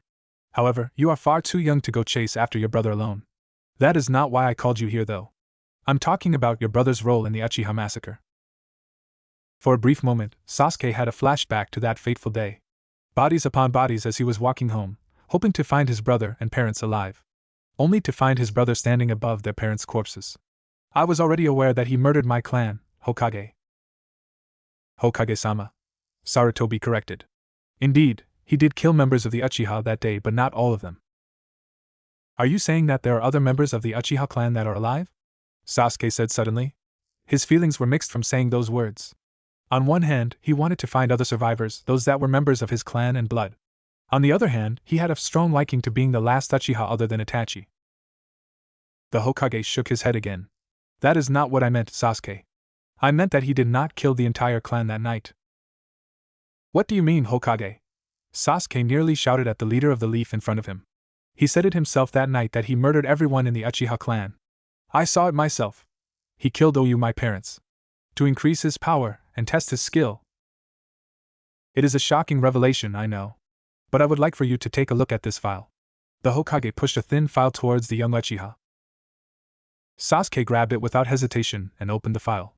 Inside was a single sheet of paper, with the title Assassination Order. The paper described the targets for the assassination, which included Uchiha Fugaku, his father, and several other leaders of the Uchiha clan. But nowhere on the sheet of paper did it say to commit genocide upon the Uchiha clan. This can't be right. Sasuke yelled at the old man. The entire clan died and he was the only one alive. There is no way that he is innocent. If it wasn't him, who was it? Sarutobi grimaced. That night, after he came back, he told me the truth of what happened. There was another Uchiha who assisted him, who went by the name of Uchiha Madara. Sasuke's eyes widened. Uchiha Madara, but he lived during the times of the first Hokage, and died fighting him. At first, I couldn't believe it also. However, I had no other explanation of how the entire Uchiha clan, filled with talented ninjas that consisted of many jounins and chunins, could be easily defeated by one single person. Only a ninja of great skill and power, and perhaps extensive knowledge of the Sharingan, could possibly have defeated everyone in the clan. Itachi was a talented ninja, but not even he was that powerful at the time. Sarutobi replied. There was a spark in Sasuke's eyes as Sarutobi watched the boy silently. Finally, the Uchiha spoke. "Tell me everything that happened that night, Hokage." At this point, Sarutobi decided to let go with the honorifics. Your father and several other leaders of the Uchiha clan were planning a coup against the Hidden Leaf. At the time, the Hidden Leaf was still unstable and weary from the war. If the coup succeeded, it would have meant the end of the village and the beginning of military rule. If it failed, it would have meant that the Hidden Leaf would enter a state of civil war between the village and the Uchiha clan. We learned of the coup ahead of time thanks to your brother, but unfortunately, they began to hide information from him due to his relative close relationship with myself. Weary that Itachi might be a traitor, the Uchiha began to plan something behind our backs, but we had no idea what it was. Despite this, I continued to extend my arm in friendship and sought a way to end this conflict without violence, though it was incredibly difficult at first. However, I was well aware that should the time come, I would protect the village and prevent the coup from succeeding. I did not know that Danzo had other plans. Danzo, one of my old friends who is a member of the council, believed that anything he did was good because he did it for the village. He was also the head of Root, which is a secret organization that carries out the darker parts of the Leaf's activities. At the time, Danzo was afraid that the Uchiha clan would rebel, and the incident with the 9 tails made him believe that the Uchiha clan was planning something much more sinister against the village. So he decided to end the Uchiha clan once and for all. I disagreed with his reasoning and believed that the Uchiha clan could redeem itself, since my mentors and my successor, the 4th, also believed that reconciliation was possible. I managed to block him from assassinating the entire clan, but even I had to admit that the leaders of the coup had to die quickly and silently in order to prevent war between the village and the clan. Itachi was only ordered to assassinate several of the highest-ranking members of the Uchiha clan, not everyone. The Hokage sighed and continued. It was before he entered the compound that Itachi encountered Uchiha Madara. It seems like Madara wanted to destroy his own clan because the Uchiha clan betrayed him in the past, and if he destroyed the Uchiha clan, it would have weakened Konoha. His reasoning was that if all the members of the Uchiha were dead, the secrets of the Sharingan would stay safe and he would have no problem invading the Hidden Leaf for his revenge. So on that night, he made an offer to Itachi.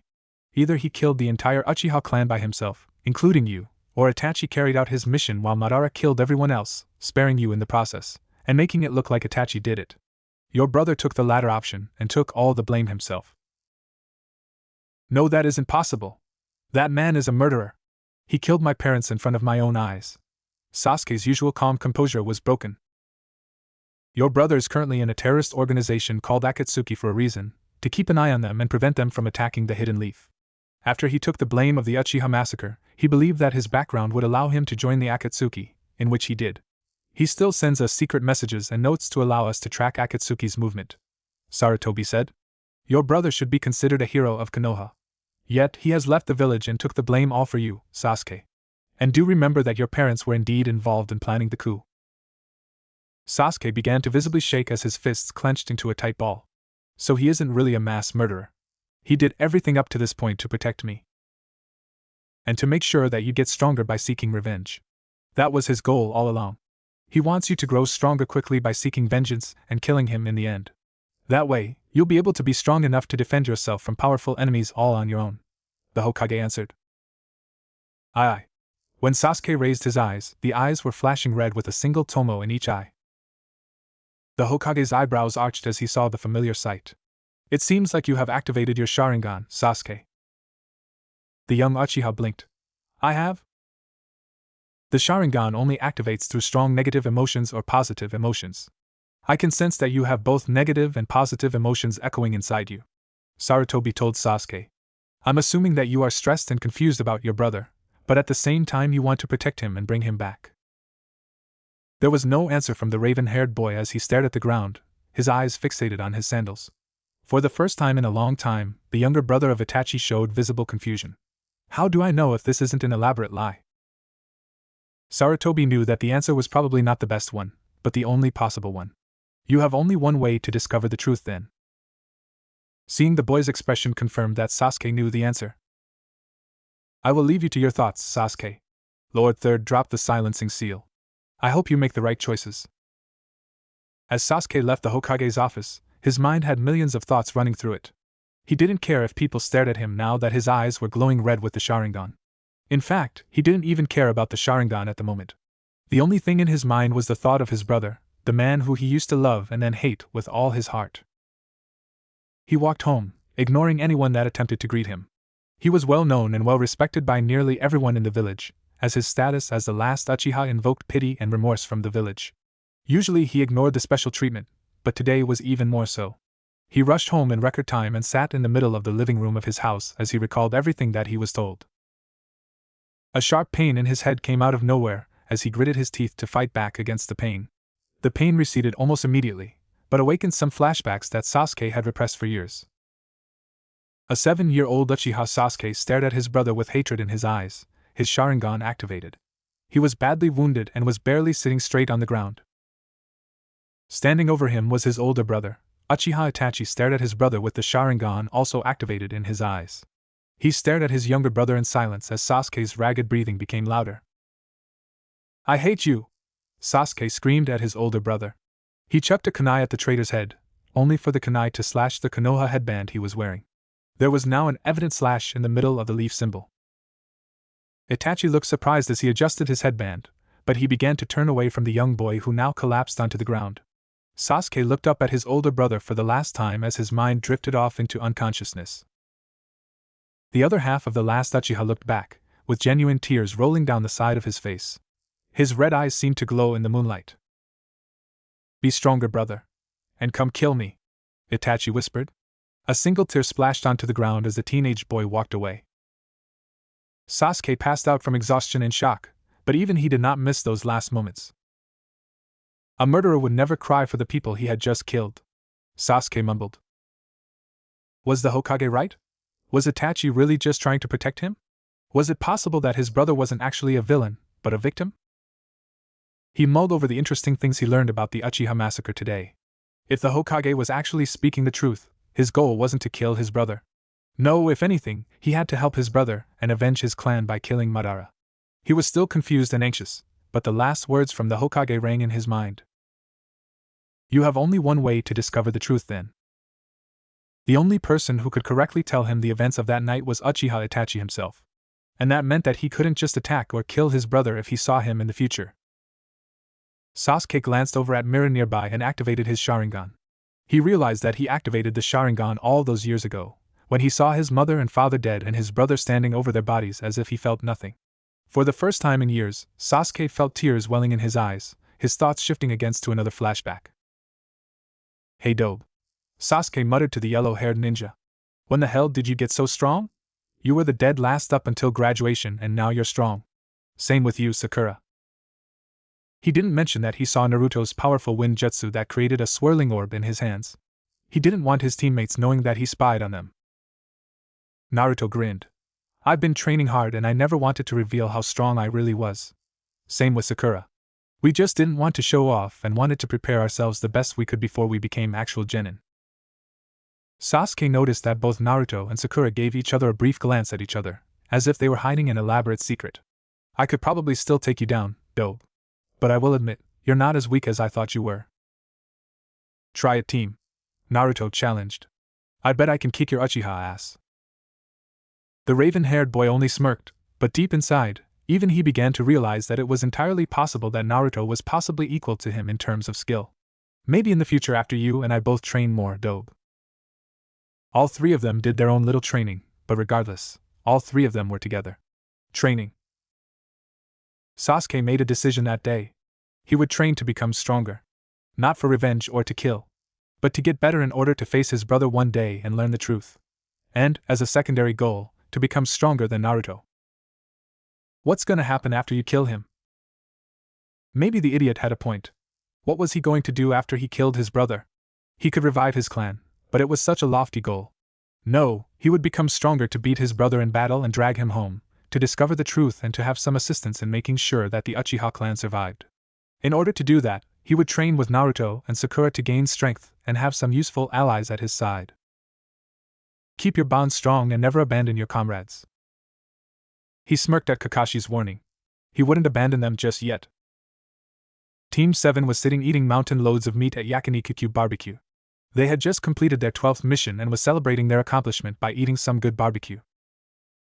This team is probably the fastest team to finish 12 missions, Kakashi said, waving his chopstick.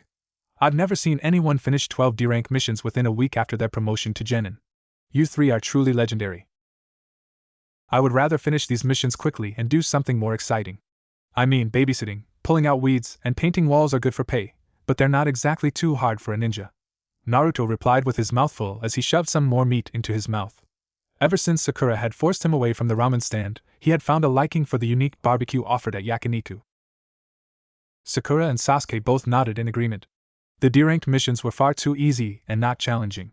Sakura spoke up after she finished eating a bowl of rice, completely disregarding her past self-obsession with dieting. Can we go pick up another mission today? I think it's time for us to have a slightly harder mission. Maybe we can ask the Hokage to give us a C-rank mission since we've done so well with D-rank. Kakashi rubbed his chin. I mean, if he doesn't object, I have no objections either. Your skills are very refined for mere genin. I've seen all three of you train hard after you completed your missions, and Sakura even has an apprenticeship in the hospital to become a medic nin. I must say, all of you are probably ready to become a chunin in the near future at this rate. All three of them brightened up at hearing that, and even Sasuke let out a small smile. The team had definitely improved in a week of hard training. Sasuke had his Sharingan, so he was training with Kakashi and increasing his speed and strength to boost his reaction time. Naruto had relearned the Rasengan and chakra control, though he decided to keep that Rasengan part a secret from everyone but the Hokage and Sakura. Sakura had improved her medical abilities at the hospital and increased her stamina and strength. While the three were still in the middle of eating, with Sakura and Naruto having a friendly competition of eating meat while Sasuke watched with a smirk, Team 10 walked in with their Jounin instructor Sarutobi Asuma. Hey Shikamaru! Choji! Ino! Naruto said with his mouth full. Wanna join us? Kakashi-sensei is paying, so we're eating tons today. Choji's eyes instantly lit up and crashed down onto the free seat next to Naruto. He snatched some of the meat off Naruto's own plate and began inhaling the barbecue left on the grill. Shikamaru sighed as he sat next to Sasuke, while Ino also dove into the seat next to Sasuke and began to hug his arm, to Sasuke's disdain. Sasuke-kun? Ino pouted. I feel so bad for you. You have forehead on your team that must be constantly annoying you, right? Sasuke scoffed. If anything, she hates me. Ino's eyes narrowed. What? Well, she does clobber both of us in the back of the head if we fight too much. Naruto mumbled, his hands reflexively blocking the back of his head. You would think that a girl wouldn't hit so hard, especially since she's short and... Did you have something to say, Naruto? Sakura said sweetly, with her first coming gradually closer to Naruto's face. The blonde male ninja instantly retreated his comment. I didn't say anything. Oh, so you gave up on Sasuke-kun cause you know you couldn't get him? You actually did something smart for once. Ino smiled. Are you going for Naruto now? I mean, I guess he looks cuter with his new haircut and clothes, but even he can't compete against Sasuke. Sakura turned as pink as her hair and looked flustered. And no, I would never. I wouldn't go for a stupid baka like him. She made her point as she smashed her fist into the unsuspecting Naruto right in the chin. He shot straight up into the ceiling and groaned. Realizing what she had done, she pulled Naruto down, who had few objections and was used to everything that Sakura threw at him. Sakura only threw a glare at Ino, who smiled mischievously at her rival. Hey Ino. Sakura stared directly at the blonde-haired girl and pulled her closer so the others couldn't hear. Since I gave up on my chase for Sasuke, how about we make a truce and be friends again? Ino looked at her, but her expression wasn't an expression of rejection. Well, I wouldn't mind since you're not going after my Sasuke-kun anymore. So truce? Sakura extended her hand. Truce. Ino nodded. I want to make a bet with you though, forehead. What bet? Ino gave her a snark grin. I bet that I can snag Sasuke before you can snag Naruto. Sakura became flustered again. Ino. While the two girls were busy bickering, Shikamaru was casually talking to Naruto. So Naruto, you really changed your style. I didn't say anything until now because I was busy with this team. Shikamaru lazily waved to his two teammates. Choji was too busy eating and Ino was talking with Sakura. What made you change so much in like a day? Naruto gulped. He knew that he had to be careful around the Nara, as the lazy ninja was a genius. I decided to change up my looks since I became a ninja. My outfit looks way cooler, right? After all, orange is a cool color, but it stands out too much. Fortunately, it seemed like Shikamaru bought it as the boy shrugged as he didn't give it a second thought. I guess you do look better. Your team must be doing well. Heard you guys set the record for the most missions completed in a week for Genin. It was nothing, really. Naruto replied. We're gonna head over to the Hokage later today and ask him for a harder mission. These D-rank missions are too easy for us.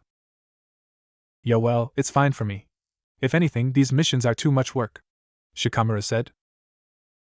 Choji barged in out of nowhere. He says that it's too much work, but we do all the work while he sits in the shade and stares at the clouds. Staring at clouds is a lot of work. It requires a lot of concentration, Shikamaru claimed. Is it? Naruto asked. That seems really boring. Shikamaru shrugged again. Try it sometimes. It's really relaxing. Just then, an ANBU agent jumped through the window and landed near Kakashi. Lord Third requests your presence in his office immediately. He said to bring your team with you as well. Kakashi nodded. All right, my pupils, let's head out.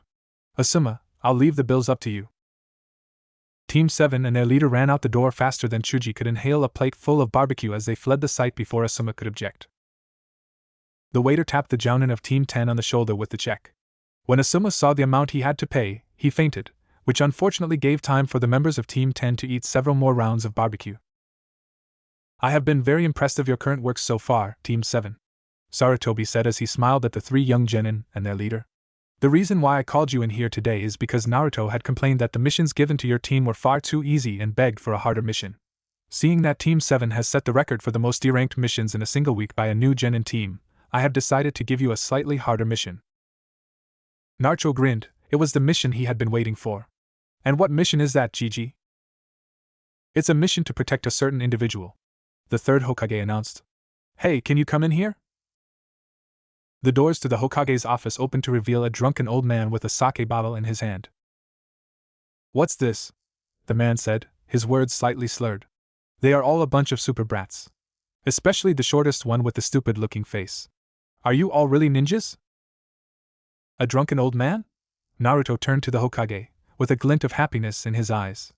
Does he need to be escorted back to his home? No. The drunken old man replied for the Hokage. I am the super expert bridge builder Tazuna. I expect you to provide me super protection until I get back to my country and complete the bridge. The Hokage nodded. Team 7, you are to head out tomorrow at the break of dawn and make your way to the Wave Country and stay there till the bridge builder finishes the bridge that he had been constructing. You may face some criminals and bandits, but nothing that a shinobi can't handle. Kakashi, I leave the safety of everyone in the group up to you. Understood, Lord Third. Kakashi answered. Come all of you, let's go. What are you doing, Naruto? Sakura asked the blonde ninja lying down on the roof. Naruto turned towards her. Staring at the sky, obviously. I'm trying to concentrate and look at clouds like what Shikamaru said. Sakura stared at him. Where is Naruto, and what have you done with him? The Naruto I know can't lay down and stay still for longer than 3 minutes. I don't know, Shikamaru was right. This is pretty relaxing. Just staring at the cloud and forgetting about all my worries for a few minutes really helps. Naruto closed his eyes for a moment, feeling the breeze in the air. Can I join you? Sakura asked. The blonde looked surprised. Sure. Don't you have to go to the hospital today to help out the staff there? No, not today. I told them I had a mission tomorrow and they gave me the day off. The pink-haired ninja replied as she laid down next to her teammate. She stared at the cloud with her partner and sighed. This is pretty relaxing, you weren't lying, Naruto. He pointed towards a set of clouds. Doesn't that look like Kakashi-sensei? It even looks like there's a mask on that face. Sakura squinted at the clouds. More like a cat, actually. Are you saying that Kakashi-sensei looks like a cat? Naruto teased. Maybe I'll tell sensei that. A disturbing image of Kakashi as a kitten ran through Sakura's mind. She punched the blonde boy squarely in the back of his head. Don't you dare tell him anything or mention that ever again. Naruto twisted and pulled his head out of the hole in the ground, or roof.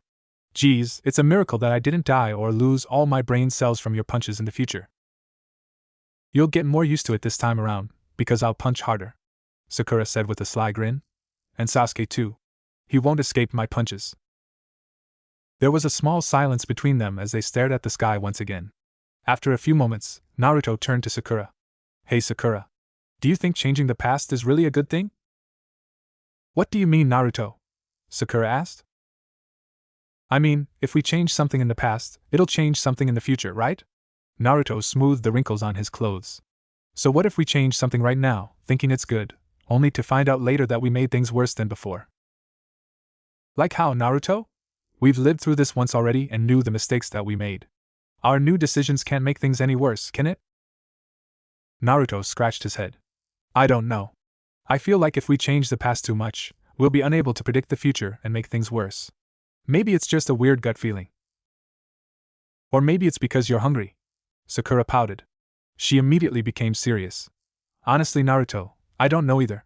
Once we change the past enough, we'll be unable to know what happens in the future. But we have to make the risk and prevent the war from ever happening. Some things might end up worse, but we can't do everything perfectly, and in the end, we're trying to do it for the greater good of the world. The pink-haired ninja avoided Naruto's gaze as he stared at her. Geez, I'm not good with giving inspirational speeches. That's your job, Naruto, not mine. Naruto laughed. You're right. Maybe I'm just worrying too much. Thanks, Sakura, you're the best. I'm glad I have you by my side. Sakura's cheeks slightly turned pink, but Naruto didn't notice as he stared at the sky once again, lazily watching the clouds drift by. You're late again, Kakashi-sensei. It was 10 in the morning in Team 7 and the bridge builder was finally all gathered at the gates. They had planned to leave at 8, but the silver-haired Jounin had shown up late once again. Kakashi didn't look fazed at all as he smiled at the others. Sorry, there was this sweet old lady who needed help crossing the street, so I decided to help her. Afterwards, she made me go grocery shopping for her and clean her house. Team 7 groaned as Tazuna stared at the ninja. Are you sure this guy is a strong ninja? Doesn't seem like it to me. Trust me, he's one of the strongest ninjas in our village, Sakura said cheerfully. Now that we're all here, let's head out. The three Genin, Jounin, and bridge builder began their trek towards the wave country. Little did they know that they were already being watched by two ninjas in the forest. Tazuna-san, does the wave country have shinobi like the leaf? Sakura asked the old bridge builder. He shook his head. No, there are no ninjas in the wave country. That's why we have to hire brats like you. Kakashi cleared his throat. The wave country doesn't have any ninjas, unlike most villages.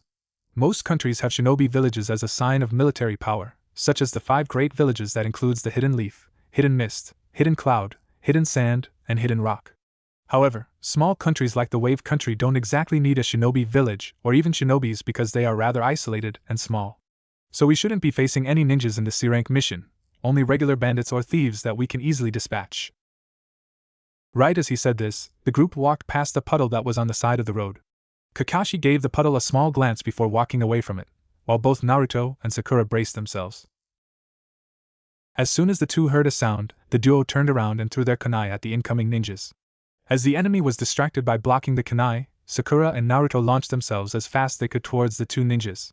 Sakura caught the first one with a punch squarely in the other ninja's chest, while Naruto used multiple shadow clones to rip off the other ninja's chains and wrap it around him.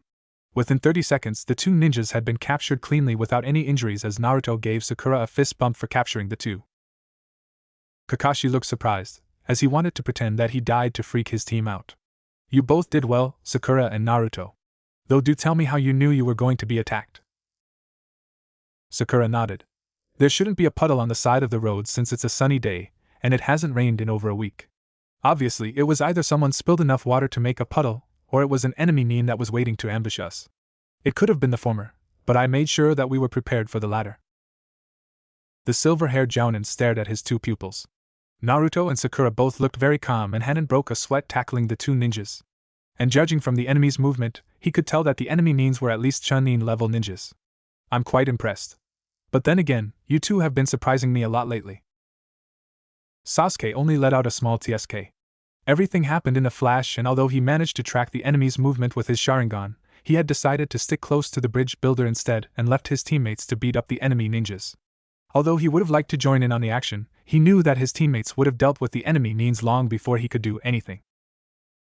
I wanted to see who the target was before we captured them, but I guess I have no choice but to question them. Kakashi turned to the two captured ninjas. Who were you attempting to kill?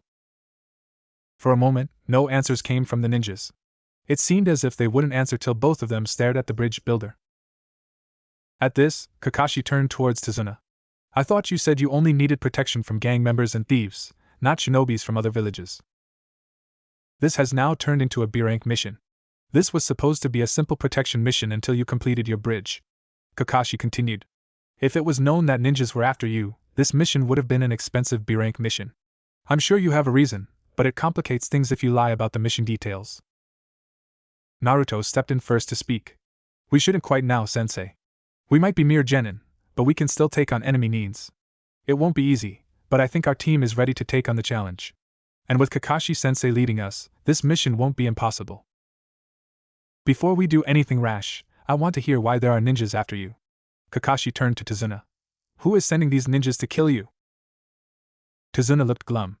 The wealthy shipping magnate Gatu. You mean the head of Gato Company, the millionaire? Kakashi questioned. The bridge builder nodded. Yes, that's the one.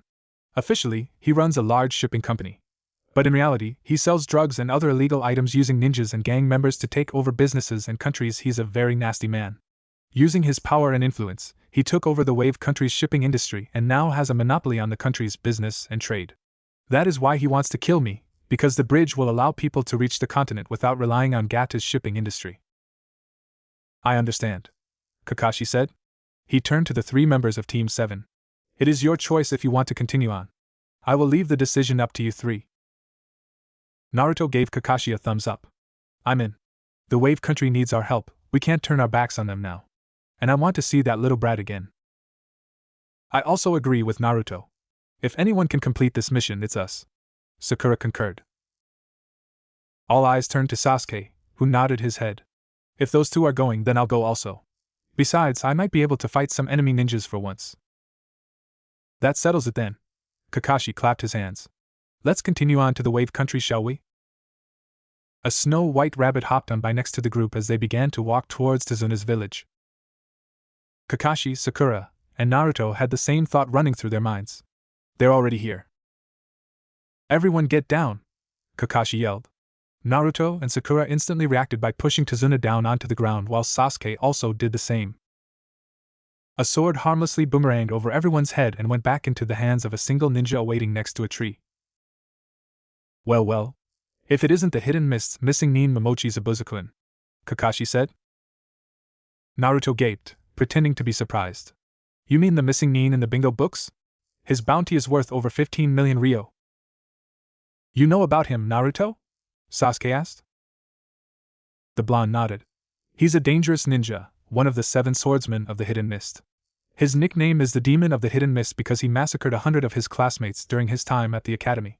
That sword he's wielding right now is called the Kubikuru Bocho, the indestructible sword, because it can absorb the blood of the enemy and use the iron in the blood to fix itself.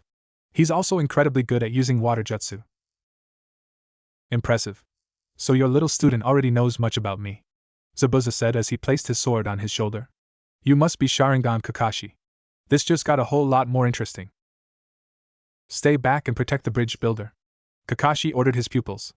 This ninja is on a whole different level from you 3, like what Naruto said. I'll handle this. He pulled back his headband to reveal his Sharingan, which had 3 tomos in it. Zabuza gleamed at seeing the eye. So, the famed Sharingan is going to be used against me. I'm honored. I already know much about you also. When I was part of the Hidden Mist Assassin team, I kept a handbook that included information about you. The ninja who has copied over 1,000 jutsu copy ninja Kakashi. Zabuza swung his sword menacingly and grinned. But enough talk. Time for me to kill that old bridge builder. He disappeared in a flash as Team 7 immediately sprung into action and surrounded Tazuna. There. Naruto pointed at the top of the water. But it was already too late. Zabuza went through his hand seals and lifted one finger. Ninpu, Hidden Mist no Jutsu. Be careful and surround the bridge builder, Kakashi said as he glanced over at his team. The mist was thickening, and he needed to concentrate. Zabuza is an expert assassin, so he'll come after me first. But make sure that our client is safe. Team 7 nodded and immediately took up position to surround the man. As the mist grew thicker, a voice whispered through the mist. 8 choices, the voice said. Liver, lungs, spine, clavicle vein, neck vein, brain, kidneys, hearts. Which one should I go after? Kakashi turned back to his team and smiled. Don't worry you 3, even if it kills me, I'll never let my comrades die. Now I have you in an inescapable prison, Zabuza said with a small laugh. A second Zabuza stood in front of him, a water clone of the original. Run! All of you! You can't face him! Kakashi yelled through the prison. Remember your mission. Take the bridge builder and run. The water clone can't stray far away from the original. Naruto and Sakura had allowed this to happen so far because they still needed to see Haku. And Haku wouldn't come out unless Zabuza was on the verge of death. When Kakashi was captured in the prison, that was when Team 7 reacted. Hey Tazuna-san. Naruto asked innocently. Do you mind if we attempt to rescue our sensei? I think I have a plan. Tazuna hesitated, but shook his head. No, he's after me anyways. It's only fair if you try to rescue your sensei since he's held captive cause of me. Sakura, take care of the bridge builder, Naruto said as he stepped forward. He nodded towards Sasuke, who also came with him. Sasuke and I will deal with this bastard. Sasuke activated his Sharingan and turned to his blonde teammate. So what's the plan, Dobe? As long as he has that hand on the water prison, Kakashi-sensei can't escape. Naruto told the Uchiha. Our goal is to get past this water clone and force Zabuza to take his hand off the prison. From there, we can have Kakashi do the rest. I'll go in first, team. He'll definitely be faster than me, so he'll knock me back. From there, while you have an opening, strike as hard as you can and keep him distracted. Go all out since that one in front is a water clone. From there, I'll attack the water clone and keep him distracted when I also see an opening. When I do, attack the original with a kunai or one of your jutsu, got it? Sure, Sasuke answered. I'll manage to hold him back a bit with my Sharingan, but after that I'm relying on you, Dobe.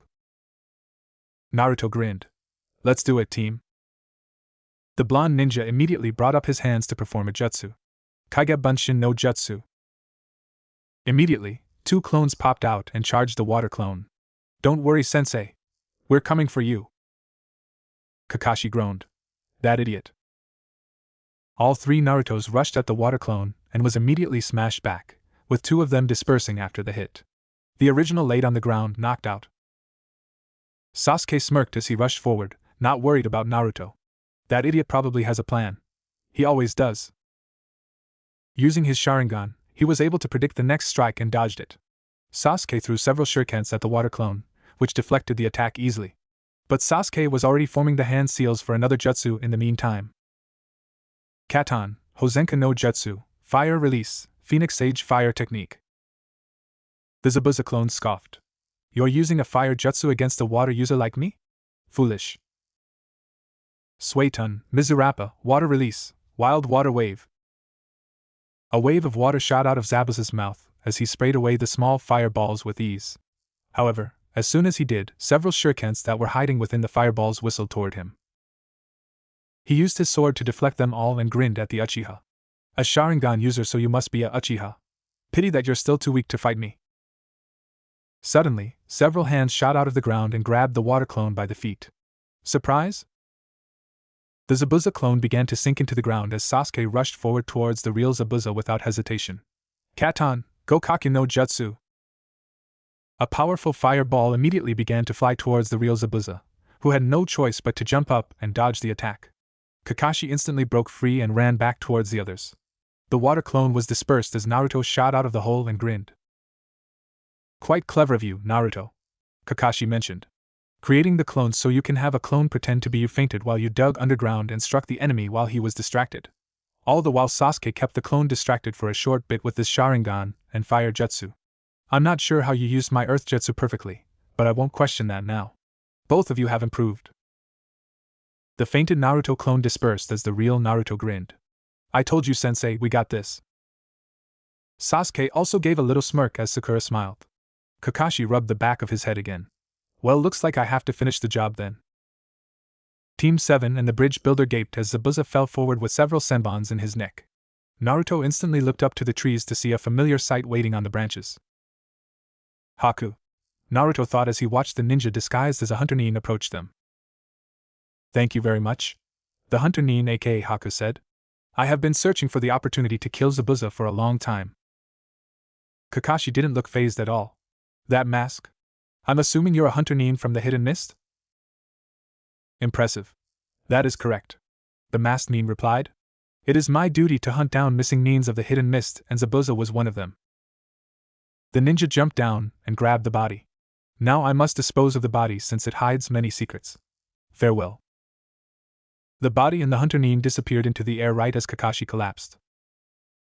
Let's head back to my house. You guys can relax and recover from there, Tazuna said, tipping his hat.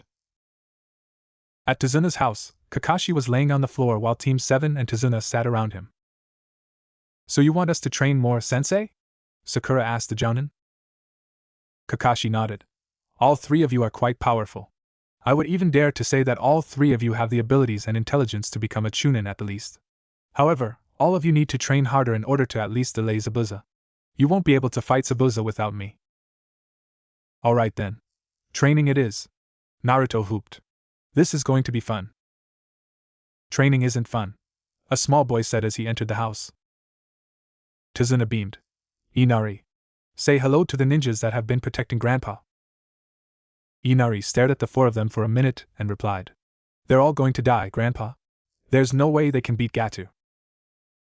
Already knowing what he would say, Naruto stood up and approached the kid. He grabbed him by the collar and lifted him up. Listen, kid. You might think we're weak, but we're not. No matter what Gatu throws at us, we'll fight him and his punks. The Wave Country needs us, and we're the ones here to save it from the grips of Gatu. Naruto, put him down, Kakashi demanded. There's no such thing as heroes. Inari fought against Naruto's grip and tried to kick him. So if you want to live, then get out of here. Naruto placed the boy down onto the ground and the boy ran away.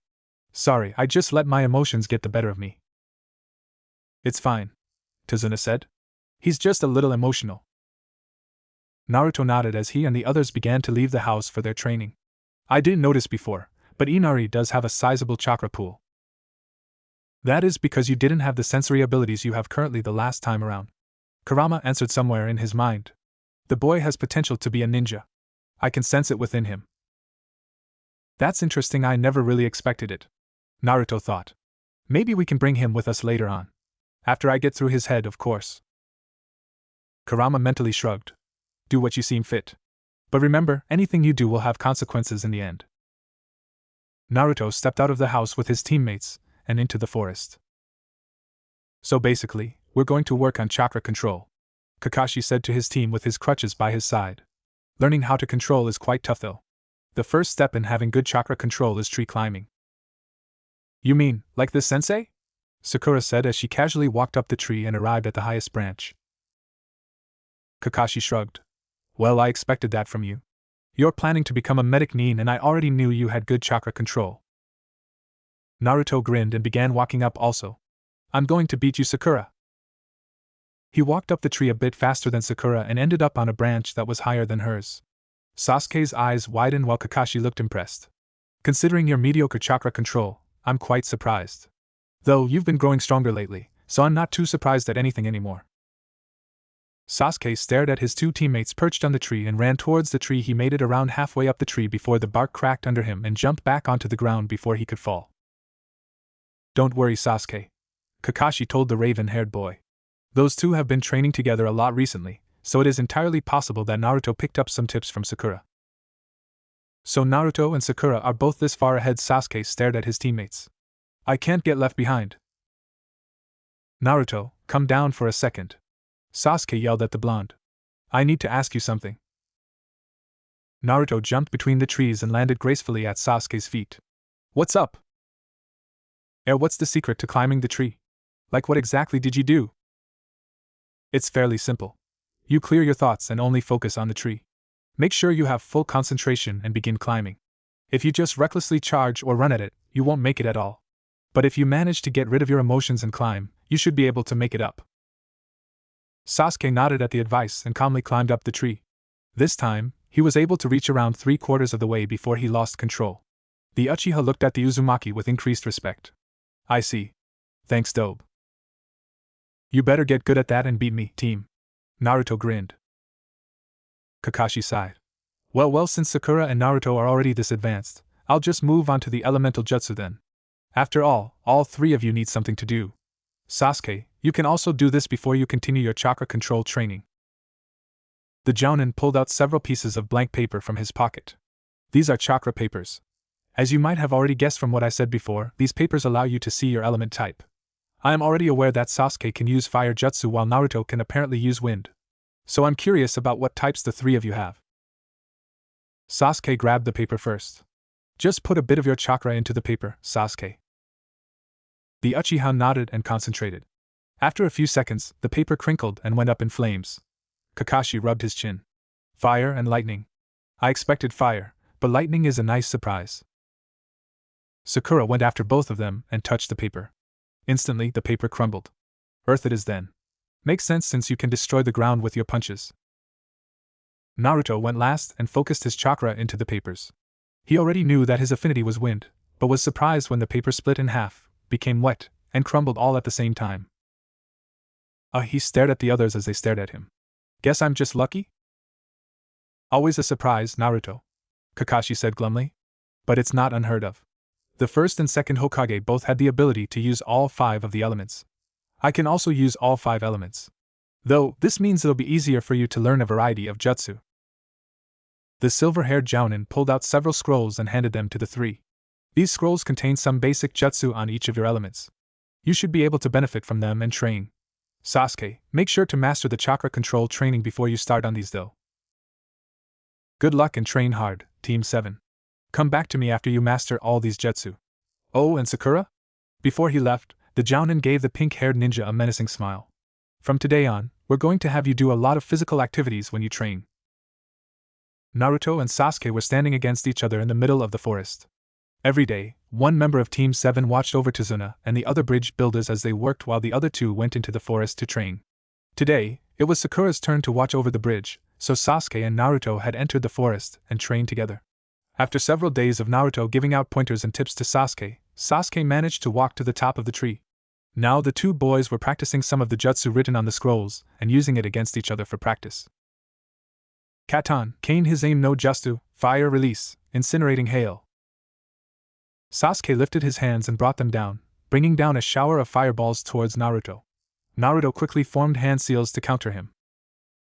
Doton, Iwa no Yoroi earth release, shield of stone. Immediately, a stone shield formed out of Naruto's arm and blocked the hail of fireballs coming at him.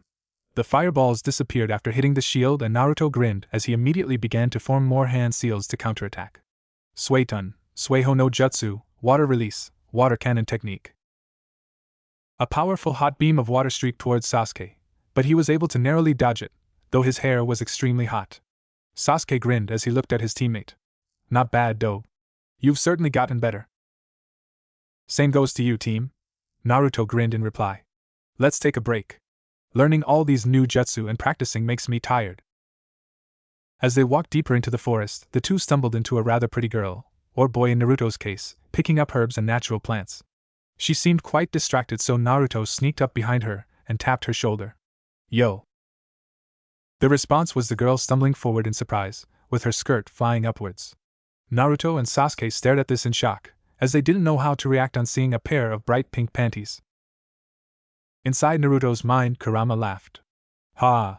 It seems like she isn't actually a boy. She lied to you the last time around. This is interesting. This is awkward, Naruto said as he helped the girl up. Sorry, didn't mean to scare you like that. Just wanted to see what you were doing. The girl smiled. No. It's not a problem.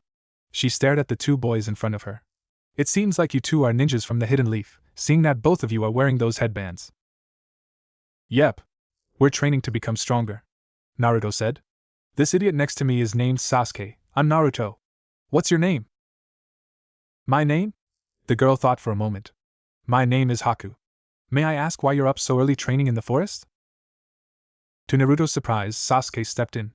Well, I'm training to become stronger in order to beat someone.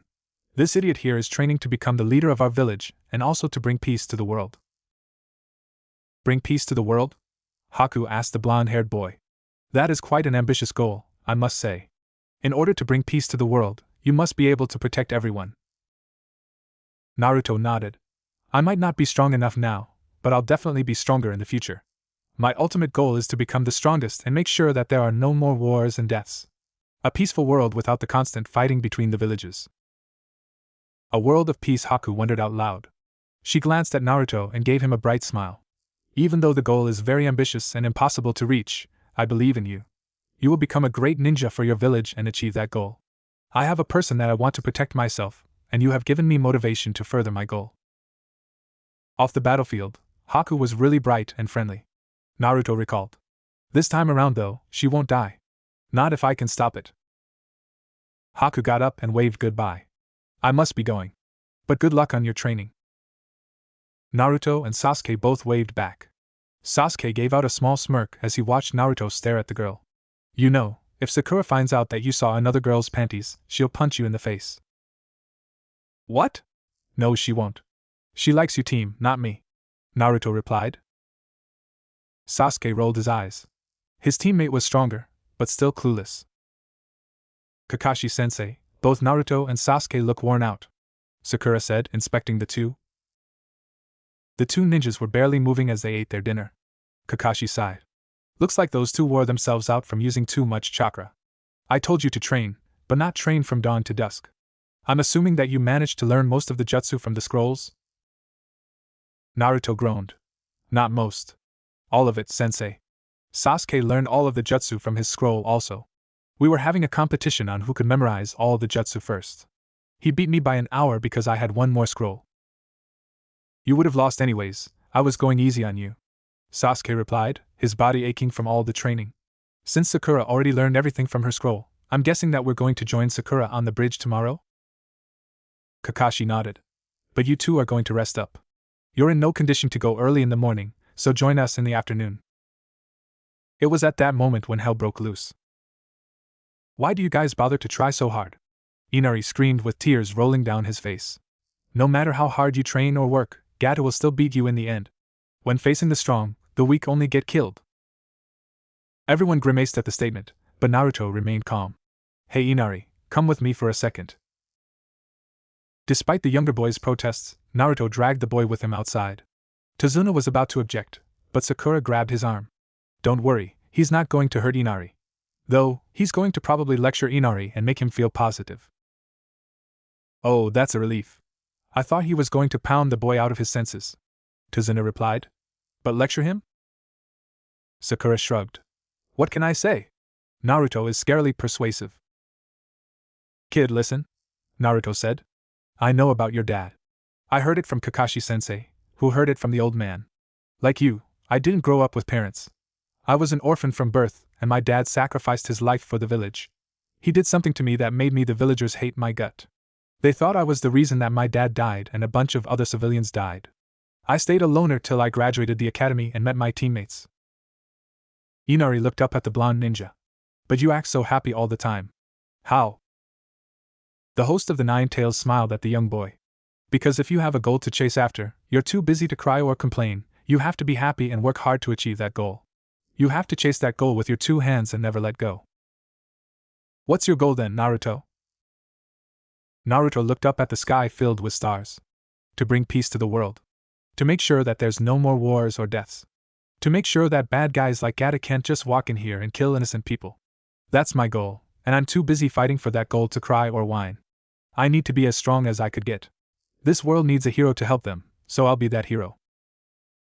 You might not know it, Inari, but you have a sizable tank of chakra in you. Naruto poked the little boy's chest. I don't think you ever noticed it since nobody here is a ninja, but I can feel chakra in you. I think your dad might have been a shinobi, I'm not sure. But you definitely have the potential to be a ninja. He pulled out several pieces of paper and showed it to the black-haired boy. See these? These are chakra papers that I nicked from the sensei. If you concentrate hard enough and put your chakra into the paper, it'll be affected and show what element you are. If I'm right, the paper should be affected if you are a ninja. Inari took a piece of paper and stared at it with a blank face. Naruto laughed and put one between his fingers. Here, I'll demonstrate it for you. After a second of concentration, the paper immediately reacted by splitting itself in half, wetting itself, and crumbling to dust. See? I have the elements of wind, water, and earth.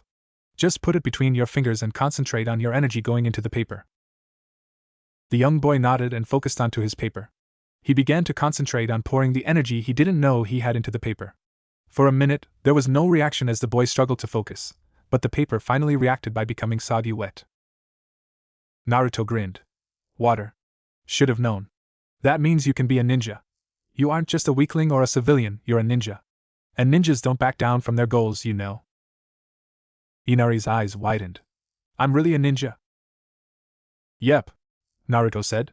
Maybe I can teach you today. Teach me. Inari pleaded. Naruto raised his eyebrows. Oh yeah? But just a minute ago, you were telling me that the weak can never beat the strong and that our training is useless. Why should I train you if you're weaker than me? Because the boy clenched his fist. If what you're saying is right, then I want to be strong enough to achieve my goals too. And what's your goal? Naruto asked. To become strong enough to protect my country and my mom and grandpa, Inari announced. Naruto nodded. Alright, I'll take it easy on you today since I'm tired. I'll teach you a thing or two. Kaya! Tsunami, Inari's mother screamed. Two samurais approached her with their swords out as Inari rushed into the kitchen. Mom! The samurai with the eye patch looked at the kid. There's a kid too? Should we take him hostage? No! Tsunami screamed. If you need a hostage, just take me instead. But leave my son alone. Looks like you got lucky, kid. Your mom is giving up herself to be taken hostage. The other samurai grinned as he grabbed Tsunami by the arm. Let's go. Inari glared at the two samurais and threw a rock at the one with the eye patch. Hey Cyclops! The samurai scowled at the boy as he turned around. Do you want to die, kid? Never mind, I'll just kill you right now. As the samurai was charging, Inari remembered the basic steps for what he learned yesterday. Ox, tiger, boar. Suetun, Mizu no Warusobi, water release, water stream. A steady stream of water streaked out of Inari's mouth and struck the samurai's eyes. He dropped the blade and fell back in agony. Ah! My eyes! Hot water! That stings! Inari gave a toothy grin to the other samurai, who was immediately taken out by someone behind him. As the body collapsed, Inari saw Naruto standing behind the samurai with his fist out. Alright Inari, good job. Take your mom somewhere safe while I go help out my friends. I trust you. Ani, Inari said before Naruto walked away. He placed his fist up. Go get them, Ani. Naruto smiled and gave him a fist bump. You got it, kid. Sasuke was fighting for his life against the strange mirrors that the Ice Kid had placed up. Despite his Sharingan, the enemy was far too fast for him within the mirrors. He had been badly scratched up and beaten from the attacks from the mysterious masked Nin when he suddenly heard a familiar voice. Sasuke, don't worry. I'll get you out of there. He resisted the urge to grin as Naruto calmly walked onto the bridge. I am the future Hokage, after all. Naruto gave a quick glance at the ice ninja who was in the mirrors. I'm going to end you right now, whoever you are behind the mask. It was too early to show the technique, but he knew that he had no choice. The ice mirrors couldn't be destroyed by simple fire jutsu, and the last time he entered the mirrors, he and Sasuke nearly died. Even though that experience changed the perspective of both boys on each other, he couldn't allow that to simply happen again to his friend. And he needed to stop Kakashi-sensei from killing Zabuza, as they were still fighting each other in the background. After taking a deep breath, he began to form an orb of wind in his hand. Once the size was sufficient, he began to run towards the mirrors at top speed. Sasuke looked at the jutsu with surprise. That was the jutsu that was practicing the other day. Rasengan! Naruto shouted as he crashed his hand into one of the mirrors. The mirror exploded into 1,000,000 particles and Naruto quickly motioned to Sasuke. Come on! Get out of there! The Uchiha quickly jumped out and escaped through the opening. He looked at Naruto and smirked. I would have beaten him in the end, but thanks. Naruto nodded. Now we have to take down the bastard. The ice ninja was forced to exit the mirrors and jumped out in front of them. You will pay for that. Cut the crap and fight me, you bastard! Naruto growled. He needed to take off that mask somehow in order to reveal Haku's true identity. Futon, Shijutsu Kaze Ken. Naruto swung the kunai in his hand and an air blade formed. The masked Nin managed to dodge the attack, but the wind somehow twisted towards the user's face and slashed the mask in half. The mask broke, revealing the face of Haku. It's Haku! Sasuke exclaimed, staring at the girl. Why is she attacking us? Because I must protect Zabuza-sama, and if I don't distract you, you'll hurt him. Haku replied with her senbons out in defense. After my father killed my mother and left me to die, Zabuza picked me off the streets and helped me survive. He taught me to become stronger and become his right hand, and it is my duty to protect him to the end. Naruto shook his head. I don't want to fight you, but I guess I'll have to in order to protect my team and the old man. Which is why I have to keep you stuck here till we can knock out Zabuza, Naruto said as he smiled. A voice came out from under Haku's feet. Doton! Shinju Zanshu no Jutsu. The real Naruto came out of the ground as Haku was forcefully pulled into the ground, with only her head sticking out. Headhunter Jutsu. Kakashi-sensei included that in the scrolls, and it's a pretty fun and cool jutsu to use. You won't be able to move for the time being, your arms and legs are completely stuck. And Haku, Naruto said to the girl as he turned away, don't think of yourself as useless. You still have time to learn and grow. I won't kill Zabuza and I'll rescue him so you can still be with him. A tear fell down Haku's face. Thank you, Naruto. The blonde turned to Sasuke and grinned. Good job on holding out against her. Now we just need to. Lightning Blade. Shoot! Naruto said. Kage no Bunshin. A Naruto clone shot out towards Kakashi and Zabuza immediately and intercepted Kakashi's intended attack for Zabuza. The clone dispersed, and the lightning blade died on Kakashi's hands. Zabuza and Kakashi looked too shocked to move as Naruto came towards both of them. Zabuza, I know why you're doing this. The Mizukage, right? The failed coup?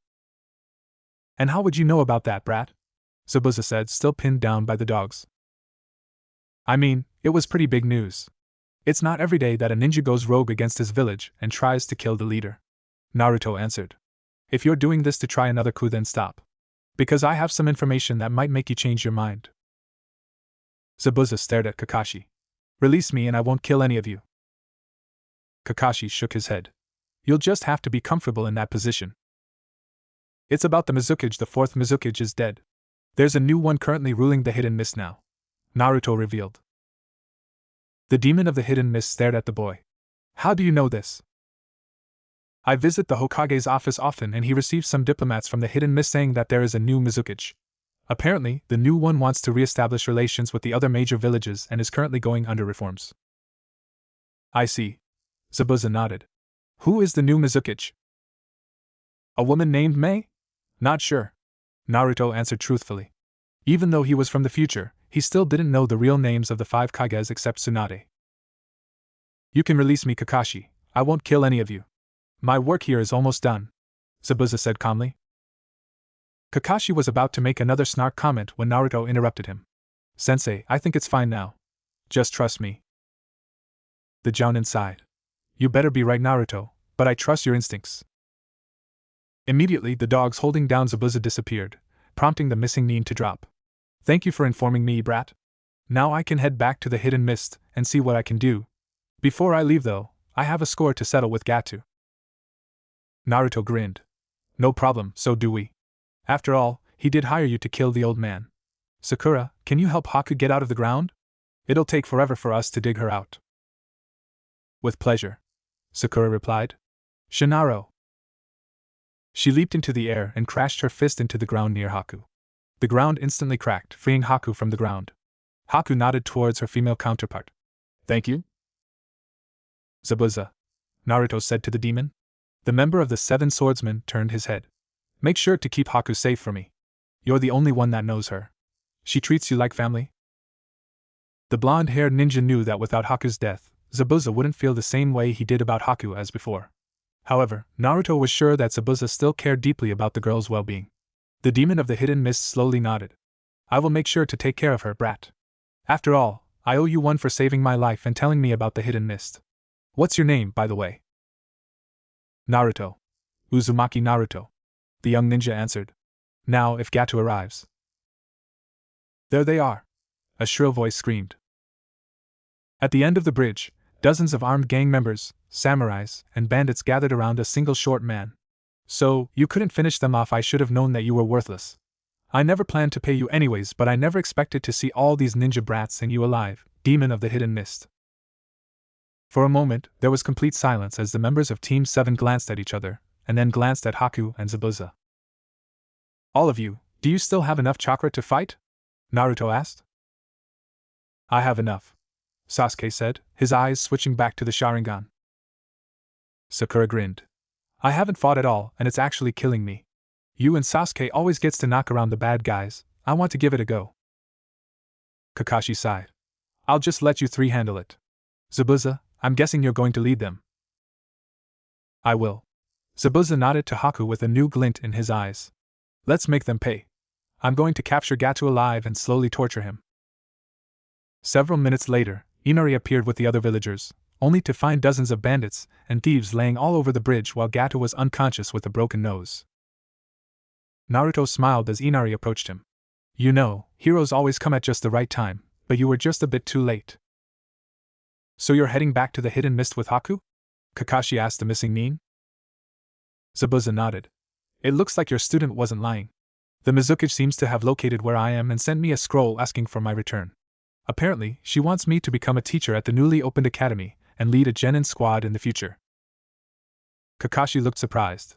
The demon of the Hidden Mist as a school teacher, that doesn't sound exactly right. We might not be enemies anymore, Kakashi, but I still have good reasons to kill you. Zabuza glared at the silver-haired jounin. The son of the White Fang waved his hand. Don't worry about it. Becoming a teacher and leading a genin team can be very rewarding. I had second thoughts of becoming a jounin instructor, but seeing this team makes me change my mind. They are very talented, and it is rewarding to see them grow every day. You have an impressive team, Zabuza admitted. That Naruto brat is quite impressive, and you have a Uchiha and a girl with incredible strength. If I ever manage to cultivate a team, I would like for them to face off against yours to see who is the better sensei. You have yourself a deal, Zabuza. Kakashi held out his hand for the ninja to shake. The demon took it with his good hand. I'll be heading out right now with Haku. Till next time. After the two ninjas took off, Kakashi approached his team, who were all waiting by the edge of the bridge with Inari and his family. What did you guys even talk about? It seems like you talked to him for hours, Naruto said with a small grin on his face. Behind him, Sakura and Sasuke were both smiling also. The bridge had been completed and the mission was done, with everyone enjoying the last days of the mission to rest and explore the village. The white-haired jounin shrugged. Nothing much. The weather, the hidden mist, and a few other things. Inari was hugging his mom as he prepared to leave with the group. I'll see you in a month, Mom. Tsunami smiled at her only child. You'll do great, I believe in you. We're really taking him along? Sakura wondered. I thought you were kidding. Naruto shook his head. Nah. Inari has potential to be a great ninja, and now with the bridge complete, he'll be able to visit the Wave Country frequently and quickly. I already promised him that I'll go back with him every month. He'll be sharing my apartment. Kakashi-sensei had no objections. Well then, if there's nothing else, we'll be heading out, Kakashi said cheerfully. Great work again, Team 7. I expected nothing less. Team 7 plus Inari waved goodbye to Tsunami and Tazuna as they headed back to the Leaf. By the way, old man, Naruto shouted from the distance. Tazuna looked at the blonde-haired ninja. What is it, Naruto? Don't name the bridge after me. Name is Great Peace Bridge because that's where my goal of peace began. The expert bridge builder grinned. Will do, Naruto. Take care. So Naruto, does Sakura know that you accidentally saw Haku's panties? Shut up, Sasuke. Shinaro. So you completed an A-rank mission that involved a Jounin-level missing nin and 3 Chunin-level missing nins? And you sent them back to the Hidden Mist? And you brought back a boy from the Wave Country because he has the talent to become a shinobi? Sarutobi asked the 4 members of Team 7. Team 7, you never failed to amaze me. Kakashi didn't look up from his book. That's what I said. I will make sure that you are paid accordingly, and I think I should expect a thanks from the Mizukage soon. As for the boy, I'll allow him to enter the academy since he's young enough. The Hokage told the team. All of you are dismissed except Sakura, Naruto, and Kakashi. A and BU, leave my office immediately. Sasuke glanced at his teammates and Kakashi as he left the office. Am I left out on something? After it was clear that the office was cleared, the Hokage turned to the remaining members of Team 7. Naruto and Sakura. I believe it is time for you to tell Kakashi everything you told me. What, Gigi? This wasn't part of the plan. Naruto questioned. Kakashi was still reading his book as he answered. I already knew, Naruto. I heard you and Sakura talking on the day that we met. I thought your introductions were slightly odd, so I spied on you. That is why I wasn't surprised that you managed to pull off everything I threw at you so easily. Sakura shook her head and smacked Naruto. Why do you have to talk so loudly? When you talked on the academy roof, half of the village probably heard you. I felt like it was time for us to start planning for the Chunin exams. After all, it is in a few weeks. Lord Third answered. It is time for us to trap Orochimaru and destroy him, once and for all. You've been pretty cold to me lately, bro. I never see you around anymore. Konohamaru Saratobi shouted to the blonde-haired ninja. Naruto groaned. Konohamaru, right. I'm really busy these days. I just got back from an A-ranked mission just a week ago, and I'm still working on D-ranked missions. Leader, are you free right now, though? Moegi, the little girl with two cone-shaped hair sticking out on both sides of her head. Because Konohamaru wants to play ninja with you. I do kinda need a break. But at the same time, I want to train for the upcoming Chunin exams. Naruto wondered out loud. Udon, the little boy with the bowl cut and dripping nose, held back a struggling Konohamaru who was trying to charge at Naruto. What is the Chunin exam? The Chunin exam is basically a test to see if a ninja is ready to become a Chunin, which is a rank above Genin. A voice behind Naruto explained. Naruto came face to face with Sakura, who had her hands to her hips. It's basically to see the strengths of a Genin and determine if they're ready to move up, since ninjas that become Chunin need to have good leadership and combat skills. Yeah, what she said? Naruto said afterwards. I'm training hard for the exams. If you want to train with me, then you can come with me. Maybe I can teach you a couple of jutsu and help you with your taijutsu. Just then, a little boy with a bucket hat ran behind Naruto. Yo, Ani. Who are they? Naruto brightened when he looked at Inari. Yo, Inari. These will be your classmates in the academy. That guy with the goggles is Konohamaru, and the two next to him are Udon and Moegi. Konohamaru, this is my other student, Inari. Make sure to treat him well at the academy since he's new around here. Konohamaru looked visibly surprised. No way, boss, another student? That's not fair. It's my choice, kid, and I see talent in Inari. Who knows? Maybe he'll beat you one day and become my successor, Naruto said with a sly grin. Inari came forward and stuck out his hand for Konohamaru to shake, but the Hokage's grandson rejected the offer. From now on, you're my rival instead of leader. I'll show you that I'm stronger. Come on, guys, let's go off to train. As the trio stumbled away, Inari looked up at Naruto. Naruto grinned at him. Konohamaru might act like an idiot, but he's a smart kid on the inside. If you don't train hard at the academy, you might fall behind him. I believe that both of you will be splendid ninjas one day, but I hope you don't act as brash as he does. You got it, Ani. Inari replied with a similar grin to Naruto's. I'll never let you down. One day, I'm going to become a hero like you. That's the spirit. Naruto messed with the boy's hat. Inari pointed at Sakura, who was still standing beside Naruto. By the way, Ani, is that girl your girlfriend? Every time I see you around the village, you're always hanging out with her. Naruto gulped as he vividly remembered what happened the last time that someone asked the question. Sakura? No, she's not. Do you remember the other guy on our team? The one that had black hair and always acted like he was better than everyone else? She likes him. I'm just her friend. Out of all the boys in the village, you liked an emo who was a self-centered bastard. Now you like a dense idiot that doesn't even realize that you don't even like Sasuke anymore. Inner Sakura mumbled to Sakura. Your love life is so great. Shut up. You're part of me too. Sakura thought silently. Wow. You must really have bad luck then, Ani. Even I had girls like me back at the Wave Country. Inari told the older ninja. The blonde hung his head. I know, it was Sasuke that always attracted the girls. If you all can stop blocking our way on the street and let us through, that would be great. An irritated voice said behind Naruto, Sakura, and Inari. Two ninjas stood behind them, with the speaker being a male ninja with black clothes and purple painting on his face. A female ninja with rather spiky hair and a giant fan stood next to him, her arms folded above her chest. The girl sighed. Don't cause any trouble. We are foreign visitors after all. Judging by your headband, I'm going to guess your sand means coming from the hidden sand, correct? I'm also going to guess that you're participating in the Chunin exams, representing the hidden sand. Naruto casually said to the newcomers. The ninja with the face paint looked surprised. You know quite a lot, blonde.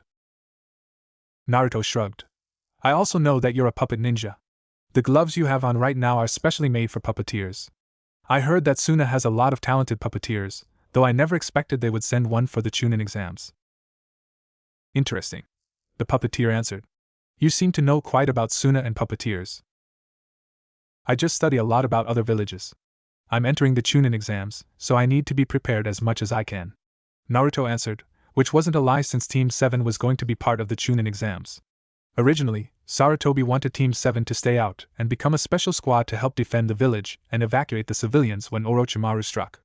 However, Sakura argued that it was entirely possible that Orochimaru wouldn't attack and take the bait if Sasuke wasn't part of the exam. Eventually, Sarutobi relented and agreed to allow Team 7 to partake in the Chunin exam like last time. The male Suna ninja nodded. Not bad. Guess you leaf ninjas are pretty smart, huh? What's your name? Naruto. Uzumaki Naruto, the leaf ninja, answered back with his hand out. The puppeteer took it. Kankuro.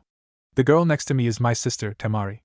As you guessed it, we're going to take part in the Chunin exams. Just then, the last member of Team 7 jumped down from the trees and landed next to Sakura and Naruto. Sand ninjas, huh? Naruto rolled his eyes. Don't challenge them on the streets, Sasuke. You can fight them during the exams if you actually pass. Sasuke glared at him. Shut it, dope. I'll probably get further than you. We'll see about that.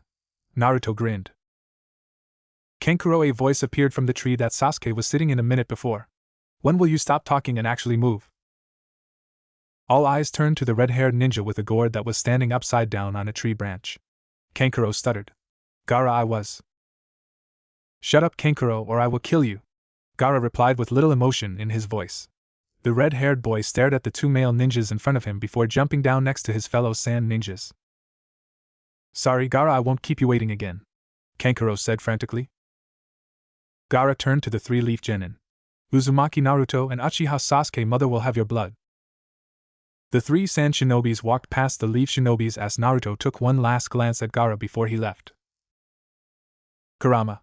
You're ready to make the connection when the time comes, right? Don't worry, Kit. Kurama replied. I'll knock some sense into my little brother. The next day, Kakashi called for a team gathering at the usual gathering place for an important announcement. I've nominated all three of you for the Chunin exam, like I said I would a few days ago. He handed each person a paper with the title Chunin exam application written on the top of the page. I know all three of you are probably going to take it, so make sure to come to room 301 by 4 p.m. tomorrow if you want to turn in your applications. That's all for today. Go train or something. Kakashi disappeared in a cloud of smoke. When he did, all three members of Team 7 turned to each other and grinned. So, Sasuke said while he looked at the paper, I can finally fight some stronger ninjas and possibly have a 1-versus-1 fight against Naruto. I'm interested. Naruto yawned. And we can show the other ninjas our skills and finally move forward. Sakura cracked her knuckles. With the three of us as a team, the other genin won't stand a chance.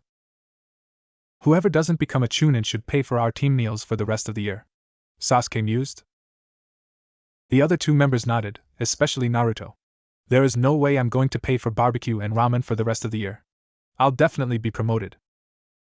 Same with me, Sakura echoed. But what happens if all three of us are promoted?